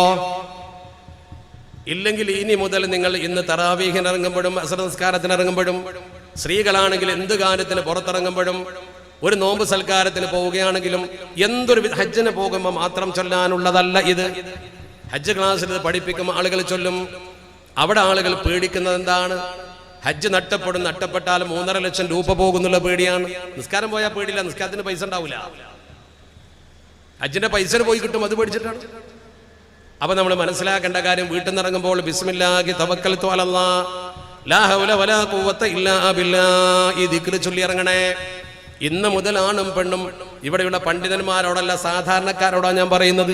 ചെറിയ ദിക്റാണെങ്കിലും ഈ ദിക്ർ അങ്ങ് ചൊല്ലുമ്പോൾ ആകാശ ലോകത്ത് നിന്ന് അല്ലാഹുവിന്റെ ഒരു മലക്ക് വിളിച്ചു പറയും, ഹുദീത വ കുഫീത വ വഖീത്, ഹുദീത വ കുഫീത വ വഖീത്. എന്താണ് പറഞ്ഞ വാക്കിന്റെ? ഹുദീത, നീ നേർവഴിയിലായിരിക്കുന്നു, നിന്നെ അല്ലാഹു നേർവഴിക്കാക്കിയിരിക്കുന്നു. നിന്റെ ആ പോക്കുണ്ടല്ലോ, നിനക്കൊന്നും സംഭവിക്കൂല മോനെ. നീ അപകടത്തിൽ പോയി ചാടൂല, നീ അപകടത്തിലേക്ക് പോയി ചാടൂല, നീ പോയതിന്റെ പേരിൽ ഒരു പ്രശ്നം ഉണ്ടാവൂല. വ കുഫീത, നിനക്ക് ഇത് മതി, നിനക്ക് ഇത് മാത്രം മതി. അല്ലാഹ് പറയുകയാണ് വ വഖീത, നിനക്ക് സംരക്ഷണം ഏർപ്പെടുത്തപ്പെട്ടിരിക്കുന്നു. നിന്നെ ഒരു വൈറസും പിടിക്കൂല, നിന്നെ ഒരു ശത്രുവും പിടികൂടൂല. നീ പോയതിന്റെ പേര് നിനക്കൊരു അപകടം പറ്റില്ല. കുട്ടികളെ കടയിലേക്ക് സാധനം വാങ്ങാൻ അയക്കുമ്പോൾ പോലും പെണ്ണുങ്ങൾ പറയണം, മോനെ ബിസ്മില്ലാഹി തവക്കൽതു അലല്ലാഹി ലാ ഹൗല വലാ ഖുവത ഇല്ലാ ബില്ലാഹ് എന്ന് ചൊല്ലിക്കോ. അത് ചൊല്ലിയിട്ടേ വീട്ടിന്റെ പടി ഇറങ്ങാൻ പാടുള്ളൂ. ഇത് ഒരു കാര്യം നിങ്ങൾ മനസ്സിലാക്കണം, ഇത് ചെറിയ ഹദീസാണെങ്കിലും ഇതിന്റെ ഗൗരവം വളരെ വലുതാണ്. ഇമാം നവവി തങ്ങൾ അതുക്കാറിൽ ഉദ്ധരിച്ചതാണ്. പ്രസിദ്ധമായ ഹദീസുകളെ ഇമാം നവവി തങ്ങൾ ഉദ്ധരിച്ചിട്ടുള്ളൂ. ഇമാം ബുഖാരിയും ഇമാം മുസ്ലിം തങ്ങളും സമൂഹത്തെ പഠിപ്പിച്ചതാണ്. അള്ളാന്റെ റസൂൽ സ്വഹാബത്തിനെ പഠിപ്പിച്ചതാണ്. ഇതുകൊണ്ട് പ്രൊട്ടക്ഷൻ ഒരുപാട് സ്വഹാബത്തിന് കിട്ടിയതാണ്. മാത്രമല്ല ഈ ഹദീസിനെ ഒന്നുകൂടി വ്യാഖ്യാനിച്ചുകൊണ്ട് അള്ളാഹുവിന്റെ തിരുദൂതർ തന്നെ പഠിപ്പിച്ചിട്ടുണ്ട്, ഫയഖൂലു ശൈത്വാനു ലിശൈത്താനിൻ ആഖർ. ഒരാള് വീട്ടിൽ നിന്ന് ഈ ദിക്ർ ചൊല്ലി പടിയിറങ്ങിയാൽ പിശാച് മറ്റേ പിശാചിനോട് പറയും, ഒരു പിശാച്, കാരണം പിശാച് നമ്മളെ പഴപ്പിക്കാൻ വേണ്ടി കൂടെ ഉണ്ടാവും. പിശാച് നമ്മളെ നോമ്പ് തെറ്റിക്കാൻ, നമ്മളെ വഴി തെറ്റിക്കാൻ, നമ്മളെ കൊണ്ട് അങ്ങാടിയിൽ എന്തെങ്കിലും കുഴപ്പമുണ്ടാക്കിക്കാൻ നമ്മളെ കൂടെ ഉണ്ടാകും. ഈ ദിക്ർ ചൊല്ലി ഒരു മനുഷ്യൻ വീട്ടിൽ നിന്നിറങ്ങിയാൽ ഒരു പിശാച് മറ്റൊരു പിശാചിനോട് പറയും, ഇവൻ എങ്ങനെ നീ പഴപ്പിക്കാം മോനെ? എങ്ങനെ ഇവനെ പഴപ്പിക്കാൻ പറ്റും? ഇവനെ നീ കിട്ടൂല, ഇവനെ കൊണ്ട് നിനക്ക് കാര്യമില്ല, ഇവനെ പഴപ്പിക്കാൻ നിനക്ക് കഴിയില്ല. കത് ഹുദിയ വ കുഫിയ വഖിയ, കത് ഹുദിയ വ കുഫിയ വ വഖിയ. ഇവന് എല്ലാ തരത്തിലുള്ള സംരക്ഷണങ്ങളും നേർവഴിയും പടച്ചറബ് ഏർപ്പെടുത്തി കഴിഞ്ഞിട്ടുണ്ട്. മലക്കിന്റെ പ്രൊട്ടക്ഷൻ പടച്ചറബ് തിരിച്ചു വരുമ്പോൾ അവന് കൊടുക്കും. പിന്നെ വീട്ടിൽ നിന്ന് ഇറങ്ങുമ്പോൾ പിന്നെയും ചൊല്ലിക്കോ. ഈ ഒരു ദിക്ർ ചെല്ലാൻ എന്തേ നിങ്ങൾക്ക് വേണ്ട 1 മിനിറ്റ് വേണോ? വേണ്ട, ആകെ 5 സെക്കൻഡ് വേണ്ട, 5 സെക്കൻഡ് വേണ്ട. നോക്ക് നിങ്ങൾ, സെക്കൻഡ് സൂചി ഇങ്ങനെ കറങ്ങണം നോക്ക് നിങ്ങൾ. അതാ 1 മിനിറ്റ് തന്നെ കൂട്ടുക. ഒരു മിനിറ്റ് തന്നെ കൂട്ടം നിങ്ങൾ ഒരു 4-5 സെക്കൻഡ് ചെയ്യാൻ പറ്റും. അതാണ് ബിസ്മില്ലാഹി തവക്കൽതു അലല്ലാഹി ലാ ഹൗല വലാ ഖുവത ഇല്ലാ ബില്ലാഹ്. ഒരു 5 സെക്കൻഡിനുള്ളിൽ ചെല്ലാൻ പറ്റും. 24 മണിക്കൂറിൽ നമ്മൾ വീട്ടിൽ നിന്ന് ഇറങ്ങുമ്പോൾ ഇതൊന്ന് ചൊല്ലി നോക്കി. ഇന്നു മുതൽ അള്ളാഹുവിന്റെ പ്രൊട്ടക്ഷൻ കൂടെ ഉണ്ടാവാൻ ഈ ഒരു ദിക്ർ ചെല്ലാൻ എന്താ നിങ്ങൾക്ക് തടസ്സം? എന്താണ് എനിക്ക് തടസ്സം? നെഞ്ചത്ത് കൈവച്ച് ചിന്തിക്ക്. ഈ എളുപ്പമുള്ള ദിക്ർ നമ്മൾ ചെല്ലാറുണ്ടോ? ഇല്ല. ഹജ്ജിന് പോകുമ്പോൾ ഹജ്ജ് ക്ലാസ്സിൽ മാത്രം ചെല്ലാനുള്ളതല്ലത്. അതുകൊണ്ട് ഒന്ന് മനസ്സിരുത്തി മനസ്സുകൊണ്ട് പറഞ്ഞോ, ബിസ്മില്ലാഹി തവക്കൽതു അലല്ലാഹി ലാ ഹൗല വലാ ഖുവത ഇല്ലാ ബില്ലാഹ്. ഒരു വലിയ പ്രൊട്ടക്ഷനാണ്, ചെറിയ സംഗതിയാണെങ്കിലും. വമൻ യതവക്കൽ അലല്ലാഹി ഫഹുവ ഹസ്ബുഹ്. അള്ളാഹുവിൽ ആരെങ്കിലും തവക്കുലാക്കിയാൽ ആ മനുഷ്യനത് മാത്രം മതി. എന്നാലും പിന്നെ പ്രശ്നങ്ങളും പ്രതിസന്ധികളും പ്രയാസങ്ങളും ഉണ്ടാകും. അത് സ്വാഭാവികമാണ്. അതെങ്ങനെയാ? അത് മുഅ്മിനീങ്ങൾക്ക് പടച്ചറബ് വെച്ചിട്ടുള്ളതാണ്. മുഅ്മിനീങ്ങൾക്ക് പടച്ചറബ് വെച്ചിട്ടുള്ളതാണ്. അല്ലാഹ് പറഞ്ഞല്ലോ, ഹസിബന്നാസു അൻ യുത്രകു അൻ യഖൂലു ആമന്നാ വഹും ലാ യുഫ്തനൂൻ. അല്ലാഹുവിന്റെ പരിശുദ്ധ ഖുർആൻ പറയുന്നു, ഹസിബന്നാസു അൻ യുത്രകു അൻ യഖൂലു ആമന്നാ വഹും ലാ യുഫ്തനൂൻ. നിങ്ങൾ വിശ്വസിച്ചു, പടച്ചറബിൽ വിശ്വസിച്ചു എന്ന് പറഞ്ഞാൽ, അള്ളാഹുവിൽ ഞങ്ങൾ വിശ്വസിച്ചിരിക്കുന്നു എന്നൊരു വാക്ക് നിങ്ങൾ പറഞ്ഞാൽ പിന്നെ നിങ്ങൾക്ക് യാതൊരു പ്രതിസന്ധികളും പ്രയാസങ്ങളും ഉണ്ടാവുകയില്ല എന്ന് നിങ്ങൾ കരുതിയോ? അങ്ങനെ കരുതണ്ട.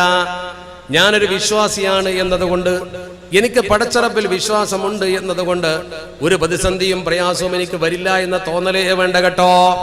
അങ്ങനത്തെ ഒരു തോന്നൽ നിങ്ങൾക്ക് വേണ്ട. വഹും ലാ യുഫ്തനൂൻ. വലഖദ് ഫതന്നല്ലദീന മിൻ ഖബ്ലിഹിം വലഖദ് ഫതന്നല്ലദീന മിൻ ഖബ്ലിഹിം. നിങ്ങൾക്ക് മുമ്പുള്ള ധാരാളം ആളുകൾക്ക് ഫിത്നകൾ ഉണ്ടായിട്ടുണ്ട്. നിങ്ങൾക്ക് മുമ്പുള്ള ധാരാളം ആളുകൾക്ക് ഫിത്ന ഉണ്ടായിട്ടുണ്ട്. നിങ്ങൾക്ക് മുമ്പുള്ള ഒരുപാട് ആളുകൾ ഫിത്നയിൽപ്പെട്ടിട്ടുണ്ട്. എന്നിട്ടോ അല്ലാഹു സുബ്ഹാനഹു വ തആല പറയുന്നു, വലഖദ് ഫതന്നല്ലദീന മിൻ ഖബ്ലിഹിം ഫലയഅലമന്നല്ലാഹുല്ലദീന സദഖൂ വലയഅലമന്നൽ കാദിബീൻ. സൂറത്തുൽ അൻകബൂത്ത്. എന്താണ് പടച്ചറബ് കൊണ്ട് ലക്ഷ്യമാക്കുന്നത്? അള്ളാഹു ഈ പരീക്ഷണം നമുക്ക് തരുമ്പോൾ ശരിയായ വിശ്വാസി ആരാണ്, തെറ്റായ വിശ്വാസി ആരാണ്, അത് ശരിക്കും പടച്ചറബ് തിരിച്ചറിയുകയാണ്. അള്ളാഹു റബ്ബുൽ ഇസ്സത്ത് വിശ്വാസത്തിന്റെ മാറ്റുരക്കുകയാണ്. വിശ്വാസത്തിനൊരു മാറ്റുണ്ട്, അതാണ് പ്രത്യേകത. അള്ളാഹുൽ അചഞ്ചലമായ വിശ്വാസം ഉണ്ടെങ്കിൽ ഇനിയിപ്പോൾ ഒരു അപകട മരണം സംഭവിച്ചാലും ശരി, അതിൽ ഷഹീദിന്റെ കൂലുണ്ടെന്നൊരു വിശ്വാസം ഉണ്ട്. പരലോകമുണ്ട് എന്നുള്ളൊരു ബോധം വേണം. ആകെ പേടിച്ചുണ്ട് ഒന്നും അല്ലാതെ അവരല്ല. മെന്റൽ ഡിപ്രഷന് വിധേയമാകല്ലേ. മാരക രോഗം ലോകത്ത് വരുന്നുണ്ട്, ബുദ്ധിമുട്ട് വരുന്നുണ്ട്. അള്ളാഹ് തന്നതാണ്. പടച്ച റബ്ബ് ഇതുകൊണ്ടൊക്കെ എന്തെങ്കിലും ഒന്ന് കണ്ടിരിക്കും, അത് ഉറപ്പല്ലേ? അള്ളാന്റെ വിധിയല്ലേ. ആ വിധിയിൽ നിന്ന് രക്ഷപ്പെടാനുള്ള ഏറ്റവും വലിയ മാർഗം സംഭാവന കൊടുക്കൽ തന്നെയാണ്. സംഭാവന കൊടുക്കുക, ദ്വാരപ്പിക്കുക. മഹാന്മാരത് പഠിപ്പിച്ചിട്ടുണ്ട്. അള്ളാന്റെ വിധി ഇപ്പൊ ഇങ്ങനെ ഒരു കൊറോണ വരും, പഠിച്ചൻ തീരുമാനിച്ചാണ്. നിവൃത്തി എന്താ? കലമുൽ ഖലാഇ ജറഅബി കുല്ലി മുഖവ്വനിൻ യാ സാഹിബൽ അഗ്സാനി മാദാ തഹ്സനു. എന്തൊരു മനോഹരമായിട്ടാണ് ആ ചോദ്യം. കലമുൽ ഖലാഇ ജറഅബി കുല്ലി മുഖവ്വനിൻ. കലമുൽ ഖലാഇ ജറ, അള്ളാഹുവിന്റെ തീരുമാനം രേഖപ്പെടുത്തപ്പെട്ട് കഴിഞ്ഞു, പേന പിൻവലിച്ചു. അള്ളാഹ് എഴുതി കഴിഞ്ഞു, രേഖ എഴുതി കഴിഞ്ഞു. എന്റെയും നിന്റെയും തലയിലെഴുത്ത് എന്ന് പറയുന്ന പോലെ അള്ളാഹുവിന്റെ ഒരു തീരുമാനമുണ്ട്, അത് രേഖപ്പെടുത്തി. ദുഃഖിക്കുന്ന മനുഷ്യ, നീ എന്തിന് ടെൻഷനാവണം? ടെൻഷൻ അടിച്ച് ജീവിക്കുന്നവനെ നീ എന്തിന് ടെൻഷനാവണം? അതാ തഹസൻ. എന്തിനാ നീ ദുഃഖിക്കുന്നത്? ദുഃഖിക്കണ്ട.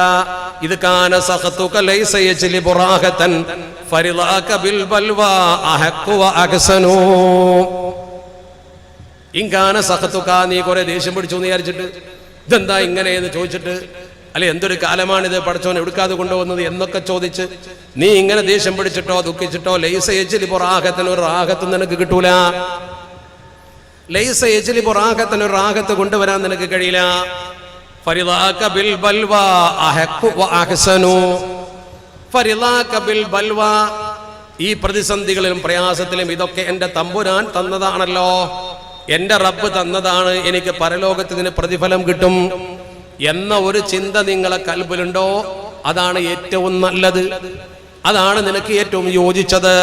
കാരണം ഒരു മുഅ്മിനായ മനുഷ്യന് നിങ്ങൾക്കൊരു ചെറിയ പ്രശ്നം സംഭവിച്ചാൽ അള്ളാഹുവിന്റെ മുത്തുനബി അഷ്റഫുൽ ഖൽഖ് മുഹമ്മദ് മുസ്തഫ സ്വല്ലല്ലാഹു അലൈഹി വസല്ലമ തങ്ങൾ പറയുന്നു, സുദാഉൽ മുഅ്മിനി, ഒരു മുഅ്മിന് തലവേദന വന്നാൽ, നിങ്ങൾക്കൊരു തലവേദന വന്നിരിക്കട്ടെ. ഇപ്പൊ സാംക്രമിക രോഗത്തിന്റെ കാലമാണ്. തലവേദന വളരെ ചെറുതാ.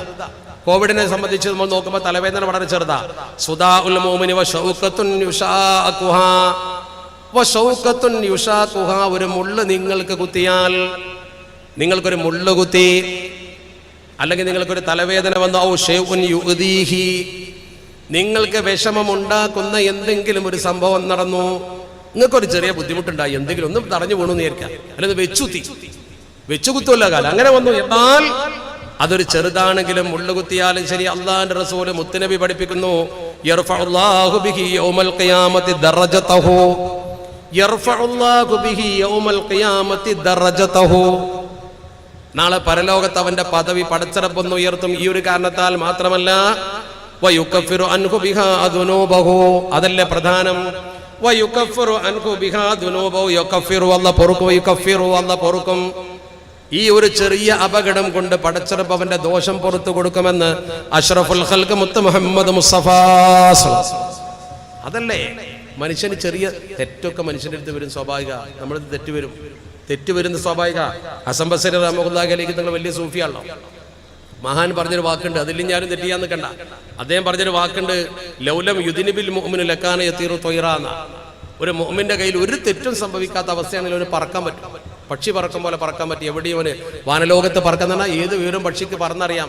അതാണ് നേരത്തെ പറഞ്ഞ മനസ്സിന്റെ വിശുദ്ധി. വലാകിന്നല്ലാഹ ഖമഅഹു ബിദ്ദുനൂബ്, ഹസൻ ബസരി തങ്ങളെ വാക്കാ. വലാകിന്നല്ലാഹ ഖമഅഹു ബിദ്ദുനൂബ്, അല്ലാഹു സുബ്ഹാനഹു വ തആല ഖമഅ എന്ന് പറഞ്ഞാൽ പിടിച്ചു വെച്ചു എന്നാണ്. പറക്കാതെ പിടിച്ചുവിടെ അടക്കി നിർത്തിയത് ചെറിയ തെറ്റിച്ചിട്ടാ. നിങ്ങൾ ചെറിയ തെറ്റും ചെയ്യാതെ വലിയ ലോല ഹൃദയര്, നല്ല ശുദ്ധ ഹൃദയരാണ് ഈ പറക്കാൻ പറ്റും നിങ്ങൾക്ക്. നിങ്ങൾ ആത്മീയ ലോകത്ത് പറക്കുന്നതിന് അർത്ഥം വെച്ചാൽ മതി. ആത്മീയ ലോകത്ത് പറക്കാൻ എല്ലാ സംഗതിയും നിങ്ങൾക്ക് അറിയാൻ പറ്റും, ആത്മീയ ഔന്നത്യം പ്രാപിക്കാൻ പറ്റും. അള്ളാഹു നമ്മുടെ കൽബുകൾക്ക് വിശുദ്ധി പ്രദാനം ചെയ്യട്ടെ. അപ്പൊ ശരിക്കൊരു തവക്കുൽ, ആ തവക്കുൽ അതെങ്ങനെയാണെങ്കിലും ശരി. ഇപ്പോൾ അശ്റത്തുൽ മുബശ്ശിരീങ്ങളിൽപ്പെട്ട അബൂബൈദ റളിയല്ലാഹു തആല അൻഹു ഈ കോവിഡ് പോലത്തെ രോഗം ബാധിച്ച ഒരു കാലഘട്ടത്തിൽ ജീവിച്ച ആളാണ്. അദ്ദേഹം അന്ത്യവിശ്രമം കൊള്ളുന്നത് ജോർഡാനിലാണ് അദ്ദേഹത്തിന്റെ ഖബർ. അശ്റത്തുൽ മുബശ്ശിരീങ്ങളിൽപ്പെട്ട അബൂബൈദ റളിയല്ലാഹു തആല ഖബർ ഞാൻ പലവട്ടം സന്ദർശിച്ചതാണ്. ജോർഡാനില് അദ്ദേഹത്തിന്റെ ഖബറുണ്ട്. ആ സ്ഥലത്തിന്റെ പേര് അബൂബൈദ എന്നാണ്. ആ സ്ഥലത്തിന്റെ പേരല്ല എങ്ങനെ. ആ പ്രദേശത്ത്